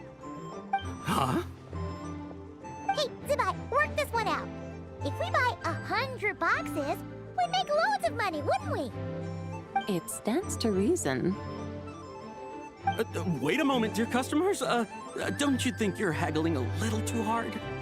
You are the one dictating the discounts. We're simply extrapolating the numerical patterns within. As such, we are hardly haggling. You have a point. However, that's right. I'm so sorry. I just remembered. My supplier didn't come today, so we don't have any tea after all. Such a shame. Terribly sorry about this. Awful luck. Where can we find your supplier? Well... Not to fret. We'll save you the effort and go straight to the source ourselves. Well, you see, dear client, the supplier's discount isn't as generous as ours. You won't be able to get the same price from them. Huh? Does that mean they won't pay us for taking their tea? They might not even offer you a 100% discount. How very unfortunate. Nevertheless, as the original supplier, they must offer some sort of discount. Besides, we're not looking to make money. We just want a good deal. Well, that's great. My suppliers are all tea farmers from Chaoying Village. You can go ask around the village, but please don't say I sent you. Do not worry, we appreciate your generosity. Referring customers to your business partners, even choosing to remain anonymous, the demeanor of a true gentleman indeed. Your business will surely prosper. I hope you're right. Then let us head to Chaoying Village. Do you know the way, my guides? Of course! Just follow us!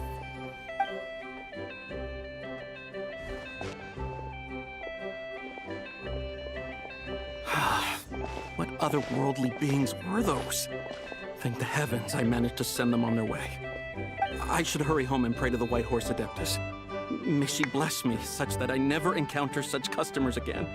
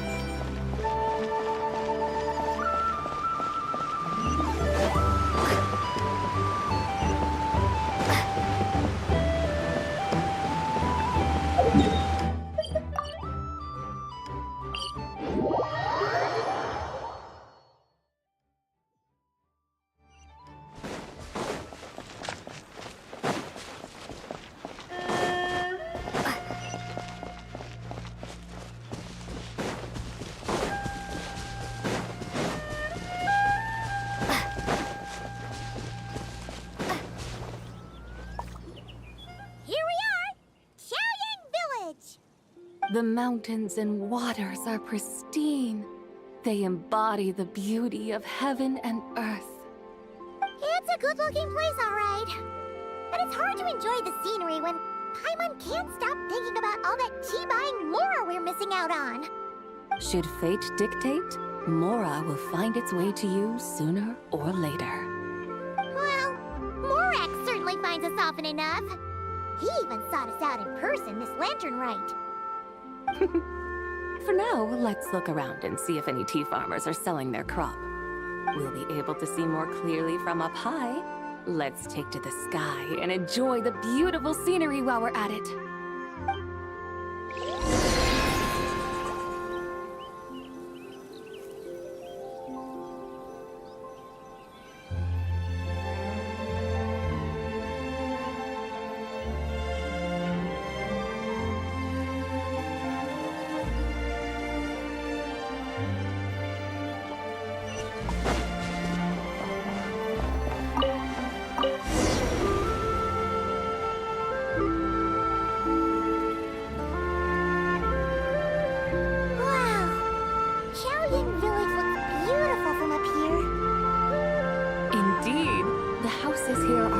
Different from those in Liyue Harbor. They follow the natural contours of the mountains, forming unique, elegant structures. Yeah, it's super beautiful. The white walls and dark tiles frame the emerald waves of the terraced fields, while the curved eaves and tall gateways juxtapose each other with grace. It's almost too beautiful to be true. The crowing of roosters and barking of dogs, the calls of farmers working the fields, a vibrant pastoral chorus overflowing with earthly vitality.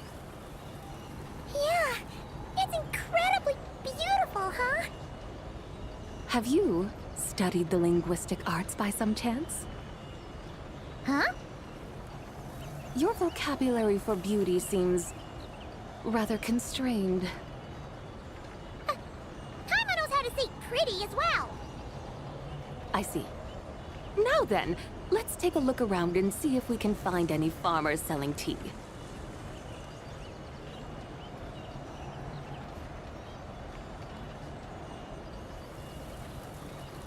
Look!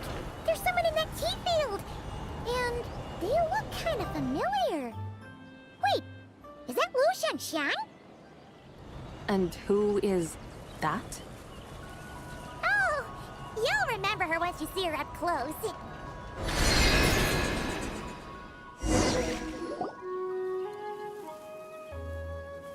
Hey there, Lu Xiangxiang! It really is you! Huh? Paimon, Traveler, and the White Horse Adeptus. Fancy seeing you here. The White Horse Adeptus has a name now. You can call her Zabai. And you are... Wait. I remember now, you're... Don't say anything about food poisoning or fish. You're the young lady who wanted to rise above the rest, are you not? Yes, that's me, but I'm in a bit of a state right now. At best, I can say I've fallen below them. Fallen below them? What happened? Like I said the last time we met, I'm being punished according to family rules. My father, mother, grandfather, grandmother, other grandfather, other grandmother. Oh, that's a lot of family members. Yeah, and on the night of Lantern Rite, they held a family meeting to discuss my situation. So, they do care about you. There's no doubt they care. But they think that since I caused all that trouble in Liyue Harbor, it shows I can't be trusted on my own. They decided to ground me. Ground you? Yeah, though they're not confining me to my room. Instead, I have to personally nurture a tea seedling until it grows big enough to be sold at market. Aw, a tiny little tea baby. Do they want you to experience what it's like to be a parent? It's supposed to cultivate my character and temperament. They say this will help me calm down and reflect on my issues. What happened in Liyue Harbor really wasn't your fault. Oh well, at least this punishment doesn't sound too harsh. So, how long will it take for the little tea baby to grow? Actually, I don't know. I've never grown a tea tree before. It usually takes 2 or 3 years. 2 or 3 years? Yes, the tea in this garden requires 2 or 3 years to mature.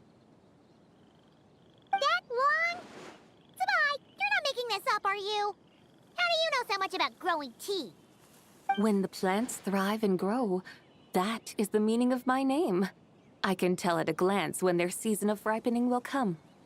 Do I really have to waste 2 or 3 years here? Why is this happening to me? I'd only just found my direction in life.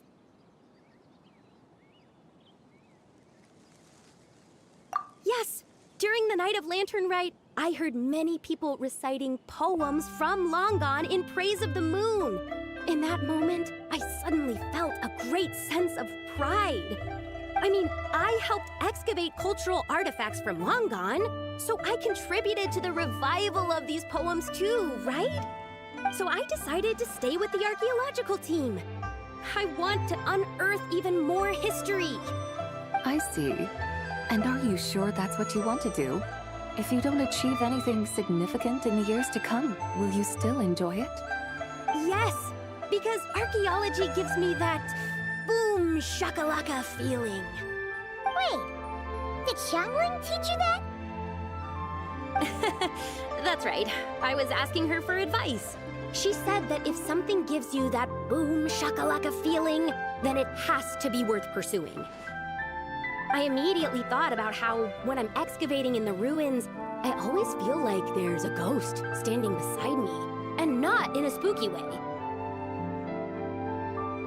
It feels like my great-great-great-great-great-grandmother patting me on the shoulder and saying, "Keep going. You're about to rediscover some grand ancestral..." Right? It feels like I've made some kind of connection with my ancestors. Isn't that amazing? Since you've made up your mind, you should give it your all. And I'd love to, but I'm still grounded. Run away, summon up a little boom shakalaka, and leave the tea garden behind. Flee this village. That might be going a bit far. You don't want to lead others astray, Zabai.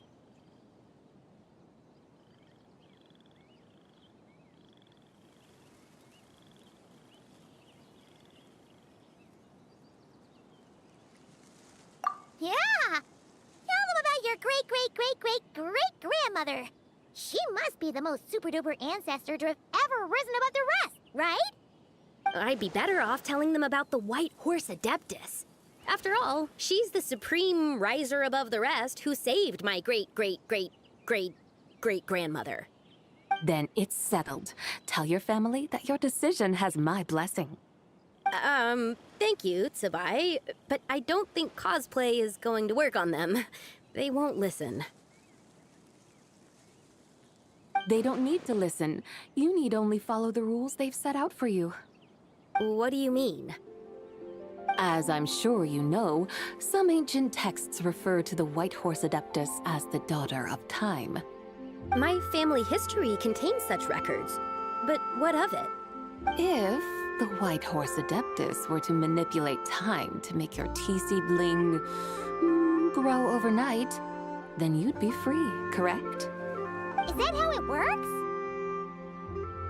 If the White Horse Adeptus were to really get involved, my grandfather would let me leave right away, but who really believes that she'd show up and help? It's not as if you have any other options. Why not try calling out for help? It won't cost you any more. Guess I might as well. I've got no better ideas anyway. White Horse Adeptus, if you can hear me, please save me from my predicament!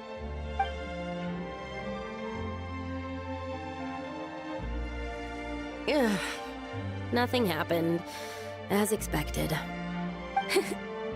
Perhaps the White Horse Adeptus has already heard your prayer. Why not come back here tomorrow and take a look?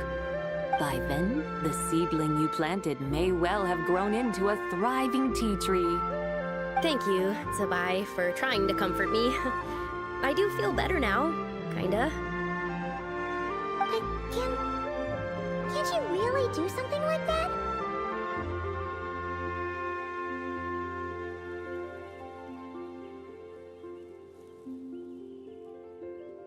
Oh, it's getting late.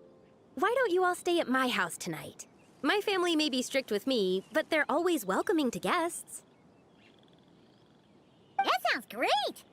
Let's get some sleep and then come back here tomorrow to see if our tea baby has grown.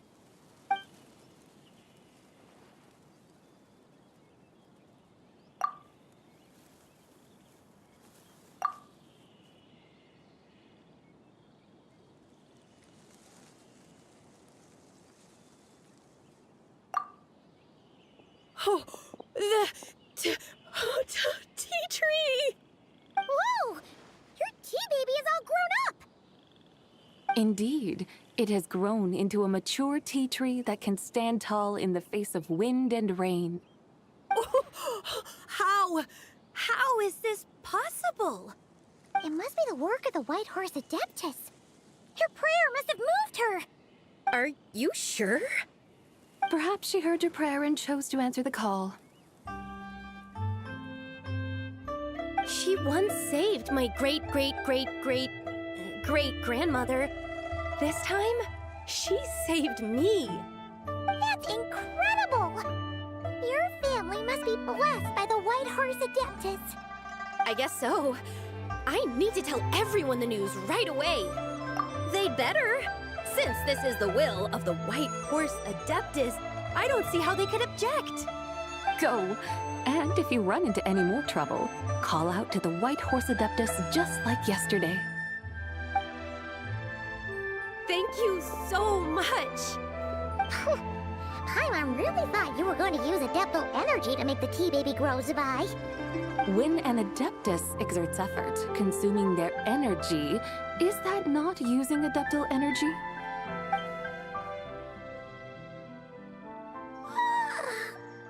All right. What are we doing out here in the middle of the night? We're here to help Lu Xiangxiang fulfill her wish, of course. Can you really make the tea baby grow? It won't be easy, but there are ways.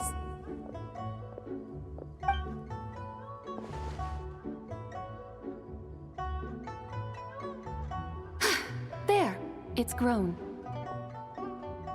Hey! You just transplanted a tea tree from over there!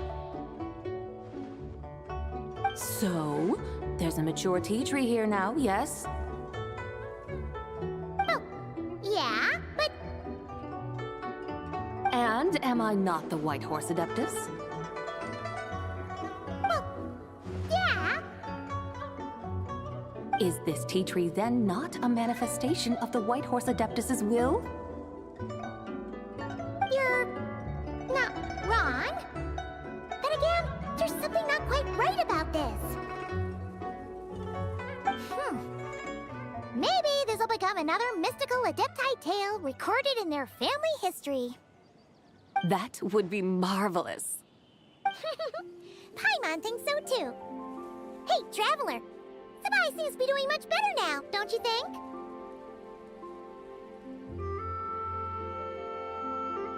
Oh! Paimon bets that's why Zhongli chose to send her on this errand. That's a great idea! We've already shown her Liyue Harbor, Yulong Wharf, and Xiaoying Village. How about we head to Qingce Village next? Qingce. That name sounds familiar. The scenery there is really beautiful. Pretty, too. It's the perfect sightseeing spot. How about we show you around? I must say, I have been mightily impressed by the mountains and waters of Liyue. Please lead the way, my dutiful guides. All right, let's go!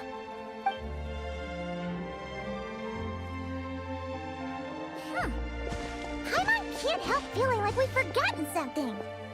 Pay it no mind. I've already forgotten more than you will ever know. All right. If we forgot something, it can't have been that important to begin with. Qingce Village, here we come!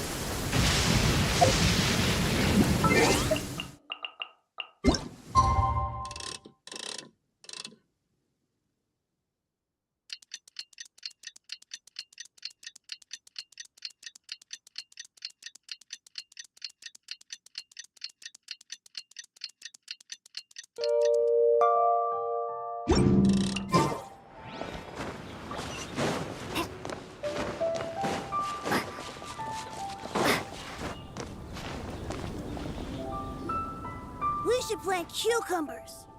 We should plant canolas. We should plant cucumbers. They're easy to sell. We should plant canolas. The flowers are pretty. What are you arguing about, little ones? We're deciding what to plant in our field once Lantern Rite is over. Yeah. Dad gave us a small plot of land to grow our own crops. He said we can keep all the more we get from selling them. We should plant cucumbers, right? Dad plants cucumbers every year. We should plant canolas. We can press the seeds for oil. It smells good and sells for a good price. Ah, an agricultural debate. This should be easy to sort out. Granny, are you a farmer? Could you tell us what to do? Granny? What did you just call me, you rapscallion? Oh no, her eyes are gonna turn red again. It's just, my granny smells really nice, and you smell nice too, so... Sorry. How about we call you Auntie instead? Auntie?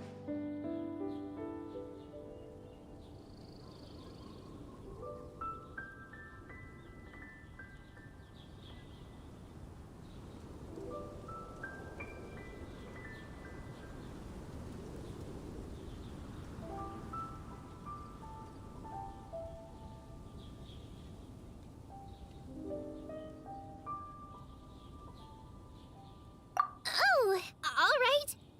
Big Sis Zubai, can you help us decide whether we should grow cucumbers or canolas in our field? You little rascals. Using priceless land like this just for cucumbers and canolas? What a waste of heaven's gifts! Huh? What should we plant instead? With the coming of spring, when all things awaken, the field should be sown with the 5 grains. What are those? The 5 grains are life's staples, the heart of the people's table. I notice the people here mostly eat rice, so that is where you should begin. Based on the local climate and soil, seedlings planted in mid to late spring should produce mature grain within 2 or 3 months. When autumn comes, you can plant a second crop, with time still to harvest it before the first frost. The rice you harvest can be sold at market or kept in your stores. It's a far better choice than cucumbers or canolas.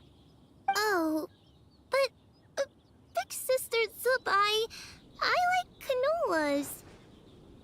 That's no issue. It is unsuitable for continuous cropping in any case. You can rotate it with rice to maximize your yields. After the second rice harvest, around wintertime will be the perfect opportunity to sow their seeds. And when they mature in mid to late spring, you shall be just in time to sow the first rice crop of the year in turn. This way, your field will sustain balance, rice and canola in a harmonious cycle. Wow! That means we'll have crops to harvest all year round! Wait a minute! If rice and canola take up the whole year, what about my cucumbers? A firefly dares rival the brilliance of the moon? In what twisted universe should cucumbers vie for land with rice? Big Sis Zubai, you're going to hurt Lil Lee's feelings. Auntie hates cucumbers.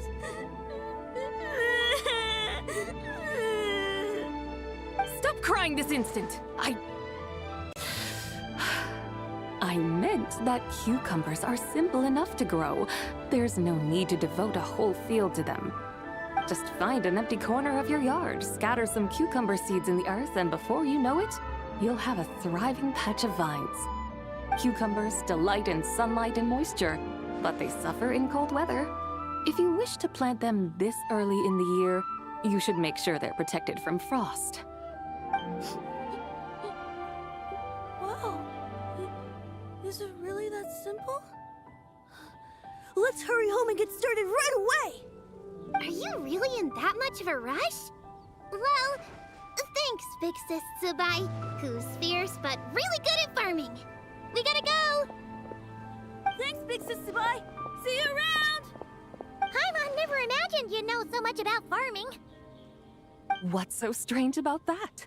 The people of Longon called me the god of soil and grain. Are the fields not made of soil? Is rice not one of the 5 grains? Huh. That's true. So, if the god of soil and grain is a farming god, that means the White Horse Adeptus must be a farming adeptus, right?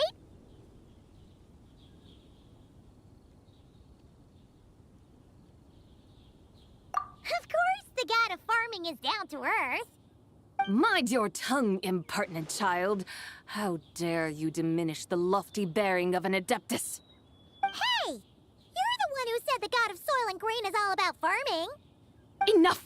It's time for us to take to the skies once more. Join me now. Witness the majesty of mountain, water, and field, and broaden your horizons.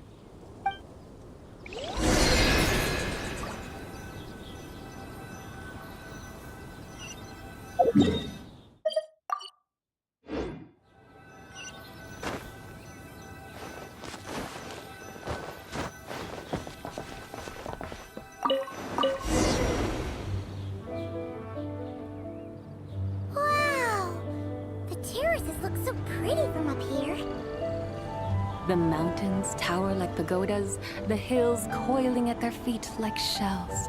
Layers built upon layers, rising and falling in harmony. A truly unique and mesmerizing sight. Thinking about it, you have a special connection to this place, you know. A special connection? Yeah! There's a local legend about a white horse leaping from a pure spring to follow Rex Lapis into battle. Don't you remember? You must have been living in seclusion around here. That does sound somewhat familiar. Oh, and if we keep going up this way, we'll reach a super duper spooky spot. You might have a connection to that place too. There's an ancient array that seals away the remains of a fallen god. A god's remains? Yeah! The people of Liyue turned that story into an opera called The Sanctification of Tao Do. Does that ring any bells? Tao Do. The 7 and 8 gates array. That's right, that's right! You do remember! Buna, the god of the underworld, who could pacify the forces of life and death. Huh? So, Tao Do had another name? Let's go take a look.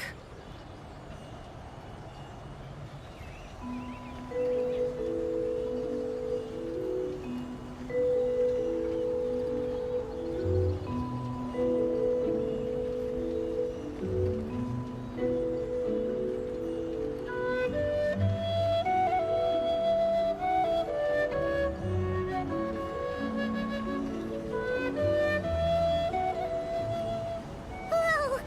We've arrived at Wulwang Hill. The atmosphere just turned spooky.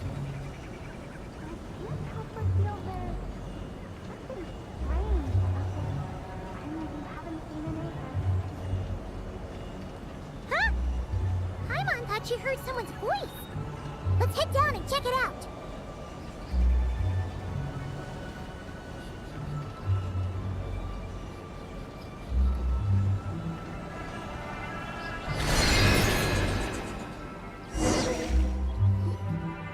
I can't help but feel there's something strange about this friend you haven't seen in ages.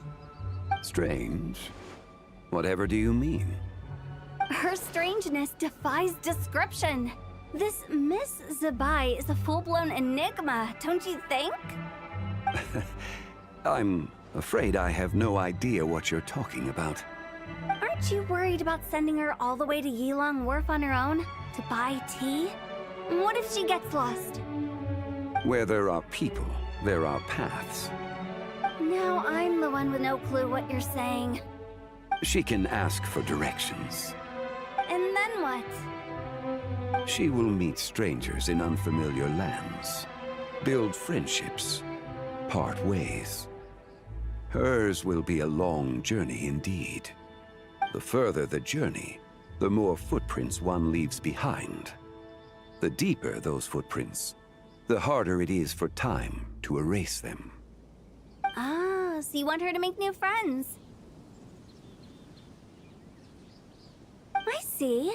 But from what you say, it sounds as though she's not from Liyue. I believe she was not, but perhaps she will be. You're sounding stranger by the second. Huh. Oh, over there. Oh, look who's here. Hu Tao! Zhongli! What are you doing here? Traveler, Paimon, fancy meeting in a place like this. Oh my, and Miss Zabai too.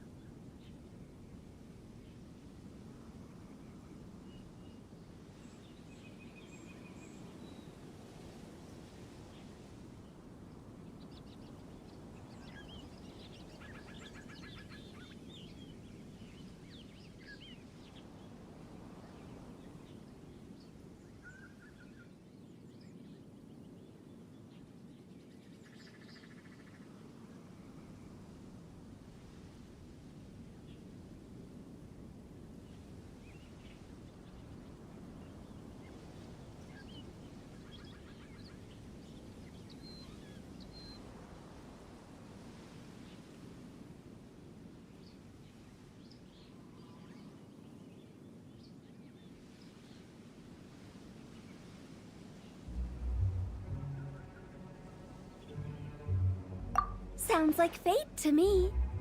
We were taking Zabai to buy some tea from Yulong Wharf. Zhongli sent her there, though she didn't even know the way, and... Oh, drat! We forgot the tea! Oh, Paimon knew we were forgetting something!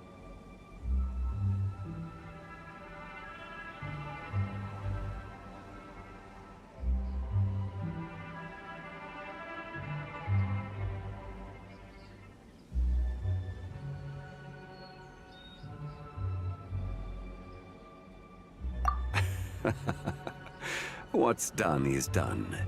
There's no need to dwell on it. Fresh tea grows with each passing year.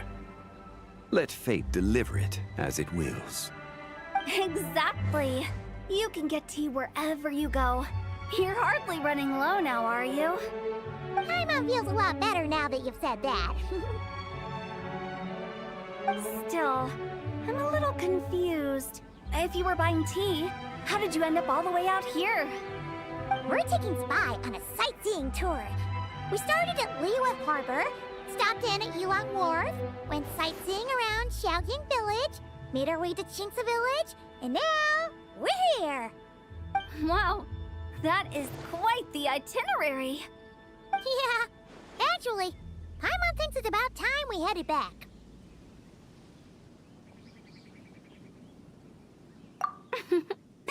I'm here to pay my respects to my ancestors. My dear consultant kindly agreed to join me. It is Lantern Rite, after all. Adepti and ancestors should be venerated alike. Ancestors? Wait, could you be...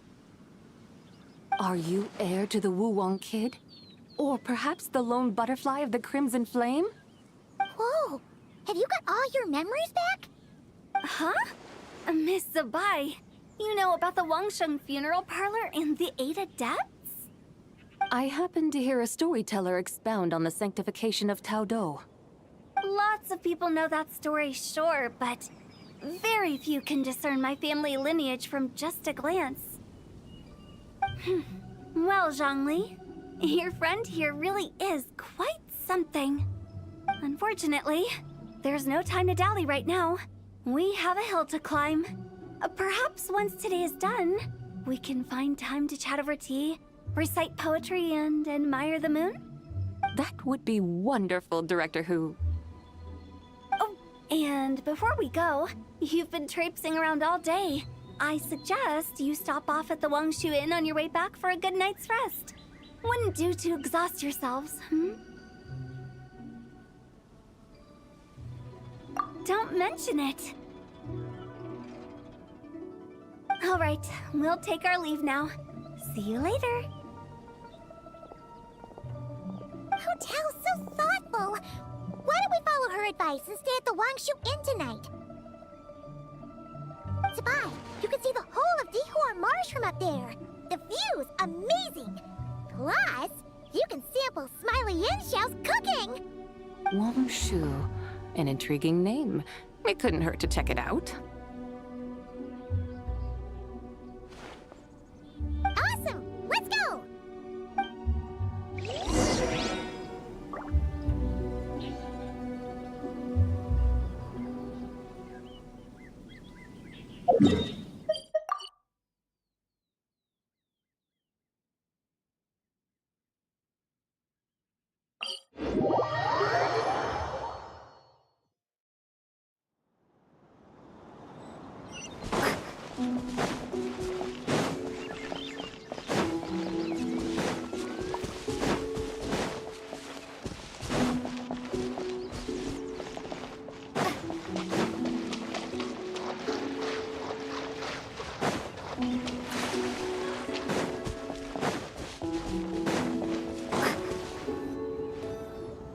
Is that towering structure Wangshu Inn? Sure is. We can take the lift up from over there. Always walking the path long trodden. Does retracing others' footsteps not tire you? Come on, get in. We'll fly to the top.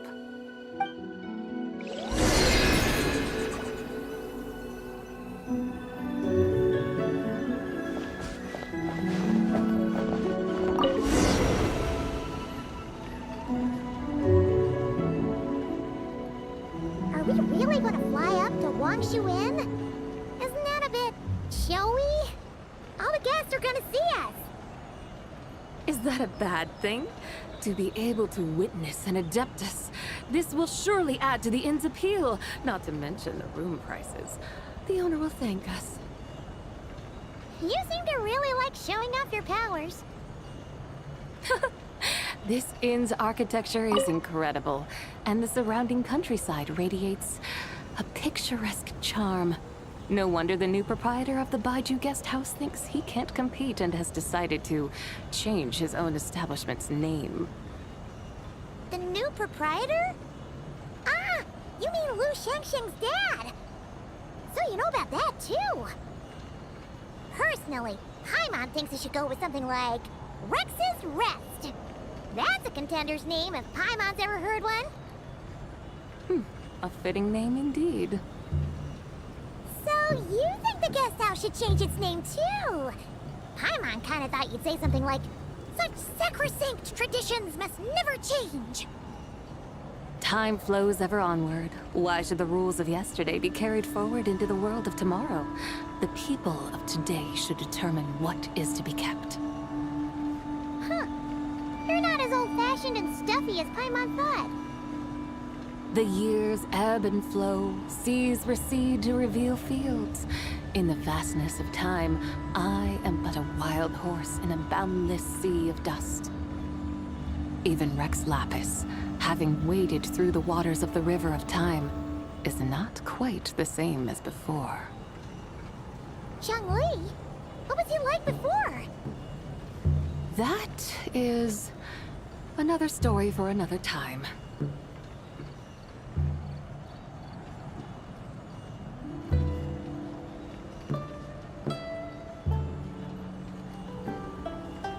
We have arrived.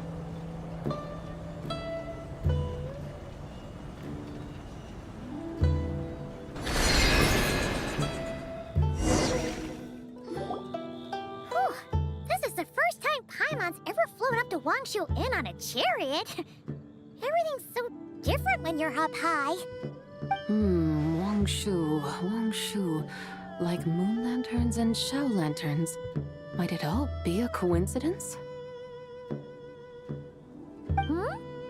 What's a coincidence? Do you not know what Wangshu means?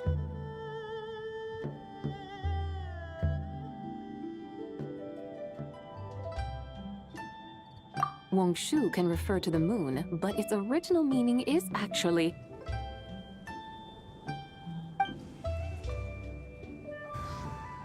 The goddess who rides the bright moon's chariot. And you must be the conqueror of demons. Xiao! Paimon was wondering if we'd disturbed you by flying down from the sky. Not at all. I sensed an unusual presence long before you arrived, though I didn't expect it to be you in a flying chariot. Ah, a witness at last. I was starting to think we should fly a bit lower. It would be awfully dull if no one ends up marveling at my lofty bearing. No need. This is already showy enough. I'm not one to do good from the shadows, as Rex Lapis is wont to do. Then you must be...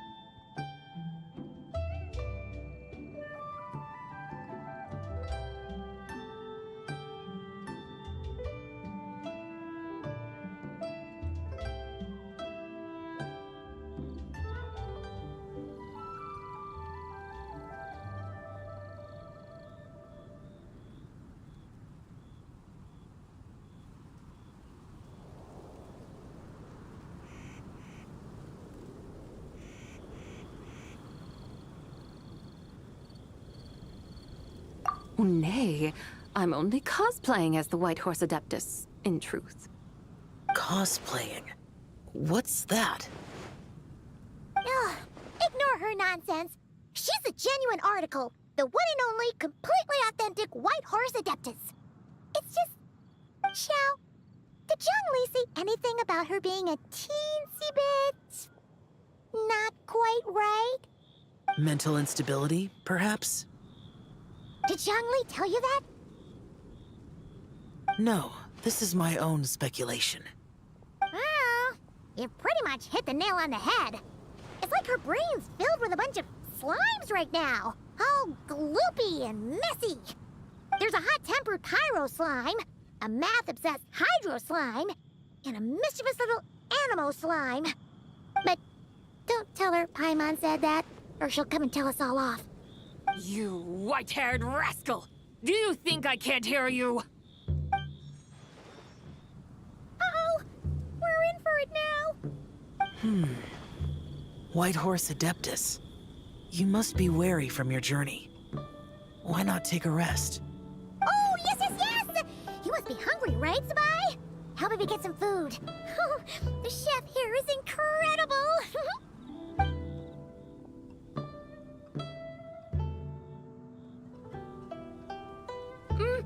It's so hot! So spicy! Are you okay? Do you want Paimon to get you some water? Don't worry about me. I just need to pace myself.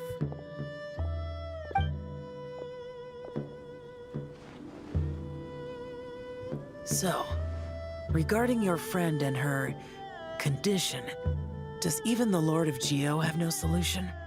Zhongli said we should wait and she'll get better on her own. But who knows how long that's gonna take.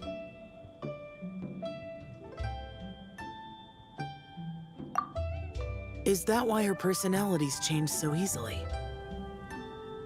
Paimon thinks that has something to do with her 3 deadly selves. Zhongli told us that the deadly selves are impure, affecting living things that get too close. The White Horse Adeptus's remnant spirit was attached to the deadly selves for a long time. It makes sense that her temperament and memories would have been influenced by them. But Paimon still doesn't really understand what the 3 deadly selves actually are. Paimon, as you do not practice self-cultivation, I cannot help you fully understand. But you can think of them simply as emotions and desires. The act of severing the 3 deadly selves is a means of exercising wicked desires and cultivating one's true self. I believe other nations have similar practices. In Sumeru, it is known as shattering Atmagraha. Oh, so it's about emotions, desires, and attachments, that sort of thing. It includes those. I wonder, does she still remember what happened in the past? Some of it, but right now, it's like she was suddenly awakened. Like she's still half dreaming. The half that's still dreaming might remember things, but the half that's awake doesn't quite get it. Conqueror of demons, are you looking to learn about Rex Lapis's past from me? You are an old friend of his, so please, call me by my name. But Conqueror of Demons sounds so much more imposing.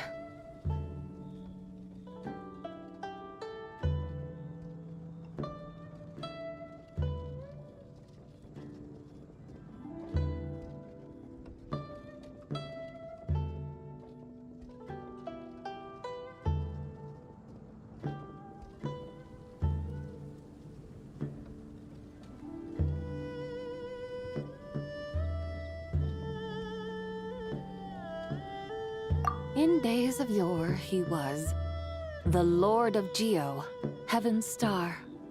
Huh? You said the same thing the day you came back. But what does it mean? I'm afraid I can't remember. Hey, did you really forget? Or are you just pretending so you don't have to tell? Why not ask Rex Lapis himself? Whether I've forgotten might be up for debate, but I am certain he remembers. He must have his reasons for not raising the past, and you likely have similar concerns. I shouldn't have asked. An answer that suits your style, General Elatis. Now that we're on the subject, though, I suddenly remembered something. Which is? In the distant past, there was a feast, which I attended. I faintly recall the Lord of Geo also being present that day. Oh! And then? What happened? Among the dishes served, there was one that could be found in every household throughout Langan at the start of spring.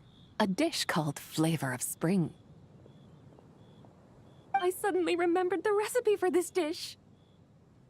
Is that it? Yes!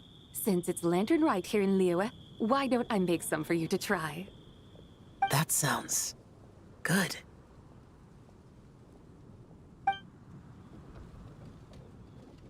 Wow! It might not have been the story Paimon was hoping for, but this looks delicious! The spring breeze stirs. Now is the perfect time to savor this dish. My dutiful guides have gone to great trouble to show me around Liyue. And even the Conqueror of Demons has graced us with his presence. I feel deeply honored. This Flavor of Spring is my way of expressing my gratitude. There's no need for such grand words. What's this? Hey! It's that broken jade token from the Antiques exhibition!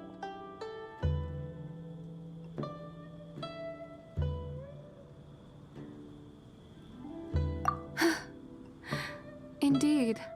This was once an adeptal treasure of mine. I'm amazed it ended up in your hands. Alas, it serves little purpose now in its fractured state. Please, keep it as a memento. Oh, that's a shame. Can't we fix it? This is the way of the world. Once jade is broken, it can never be made whole. Then, what about forging a new one? That is a good point. That it has ended up in your hands must be a message from fate. I could try to craft it into a little trinket for you. One that might prove useful on your journey. Ooh, what sort of trinket? It's just a passing thought, one that will require the right opportunity. I'll think about it more when the time comes. Now that we've had our fill, we should get some rest. Tomorrow we return to Liyue Harbor, where I'll have need of your guidance once more.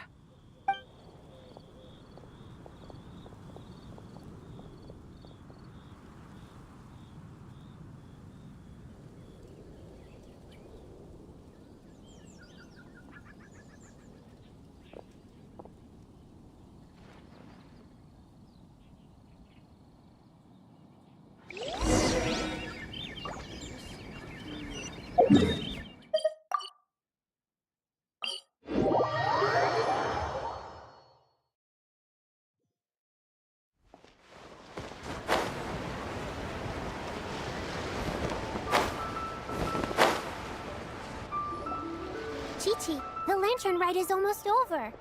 Do you remember how to make a Shao lantern? Morning, split bamboo, traveler. Get silk, make Paimon. You've got it all mixed up again. They're here again. Yow! Looking good in that new outfit, huh? Hey, it's Paimon! Dr. Baiju gave this to me as a gift. How does it suit me?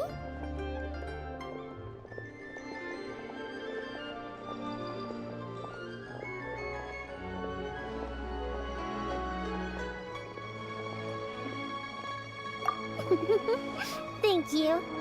Wow! What happened for Baiju to suddenly give you a brand new outfit, Yao Yao? Dr. Baiju is thanking Yao Yao for teaching me to make Shao lanterns. Chi-Chi and I were just playing together. Dr. Baiju's too kind. Oh, yeah, take a look at this. Dr. Baiju gave me these clothes, but it was Chi-Chi who wove this little basket. Wow! beautiful! When did you become so good with your hands, Chi-Chi? I learned to make shell lanterns, thanks to Yao Yao. I also made a wish. What do I always say? The White Horse Adeptus answers prayers. Come, help this old man make an offering in thanks. Huh? Mr. Liu? What did you pray for? For my idiot son to finally come to his senses and not change Baiju Guest House's name, which he has. Huh? He's keeping the old name? Listen to this. My granddaughter planted a tea seedling in our village just a few days ago. She made a prayer to the White Horse Adeptus to help it grow. Overnight, her seedling flourished into a mature tea tree. Oh, that sure does sound like a miracle. Could the White Horse Adeptus really have helped it grow? Of course she did. Oh, White Horse Adeptus, how blessed is our family over whom you keep watch. Truly, this is an extraordinary miracle. You must record it in your family history without delay. Of course. Huh? Is that you, Miss Zibai? Indeed. I have a long-term booking at your guest house. Yes, I recall. Mr. Zhongli said to charge your expenses to the Wangsheng funeral parlor, if I remember correctly. That's Young Li. Always making trouble for poor Hu Tao. I noticed when you were here last that you bear a striking resemblance to the pictures of the White Horse Adeptus in my family history. You both have golden eyes. Perhaps fate has had a hand in our meeting. And a glad meeting it is, Miss Zibai. Now, why don't I gift you some tea from my garden to celebrate this encounter? We grow Sunghua tea there, and it has quite the reputation throughout Yilong Wharf. I hope you will accept it. Oh! Sunghua, buy 10 boxes, get half off teas, back on the menu. Buy 10 boxes, get half off? Don't be silly. This is a gift. It's free. Woohoo! Nice! Thank you so much, Boss Liu. There's no need to thank me. You're a visitor from out of town, which makes you an honored guest. Make yourself at home. Lantern Rite may have ended, but the streets are still bustling with activity. Make sure to take everything in, meet some new friends, and enjoy your time here. And that goes for you kids as well. Happy Lantern Rite. Got it, Mr. Liu. Happy... Lantern Rite. Yeah! Happy Lantern Rite, everyone! Happy Lantern Rite indeed.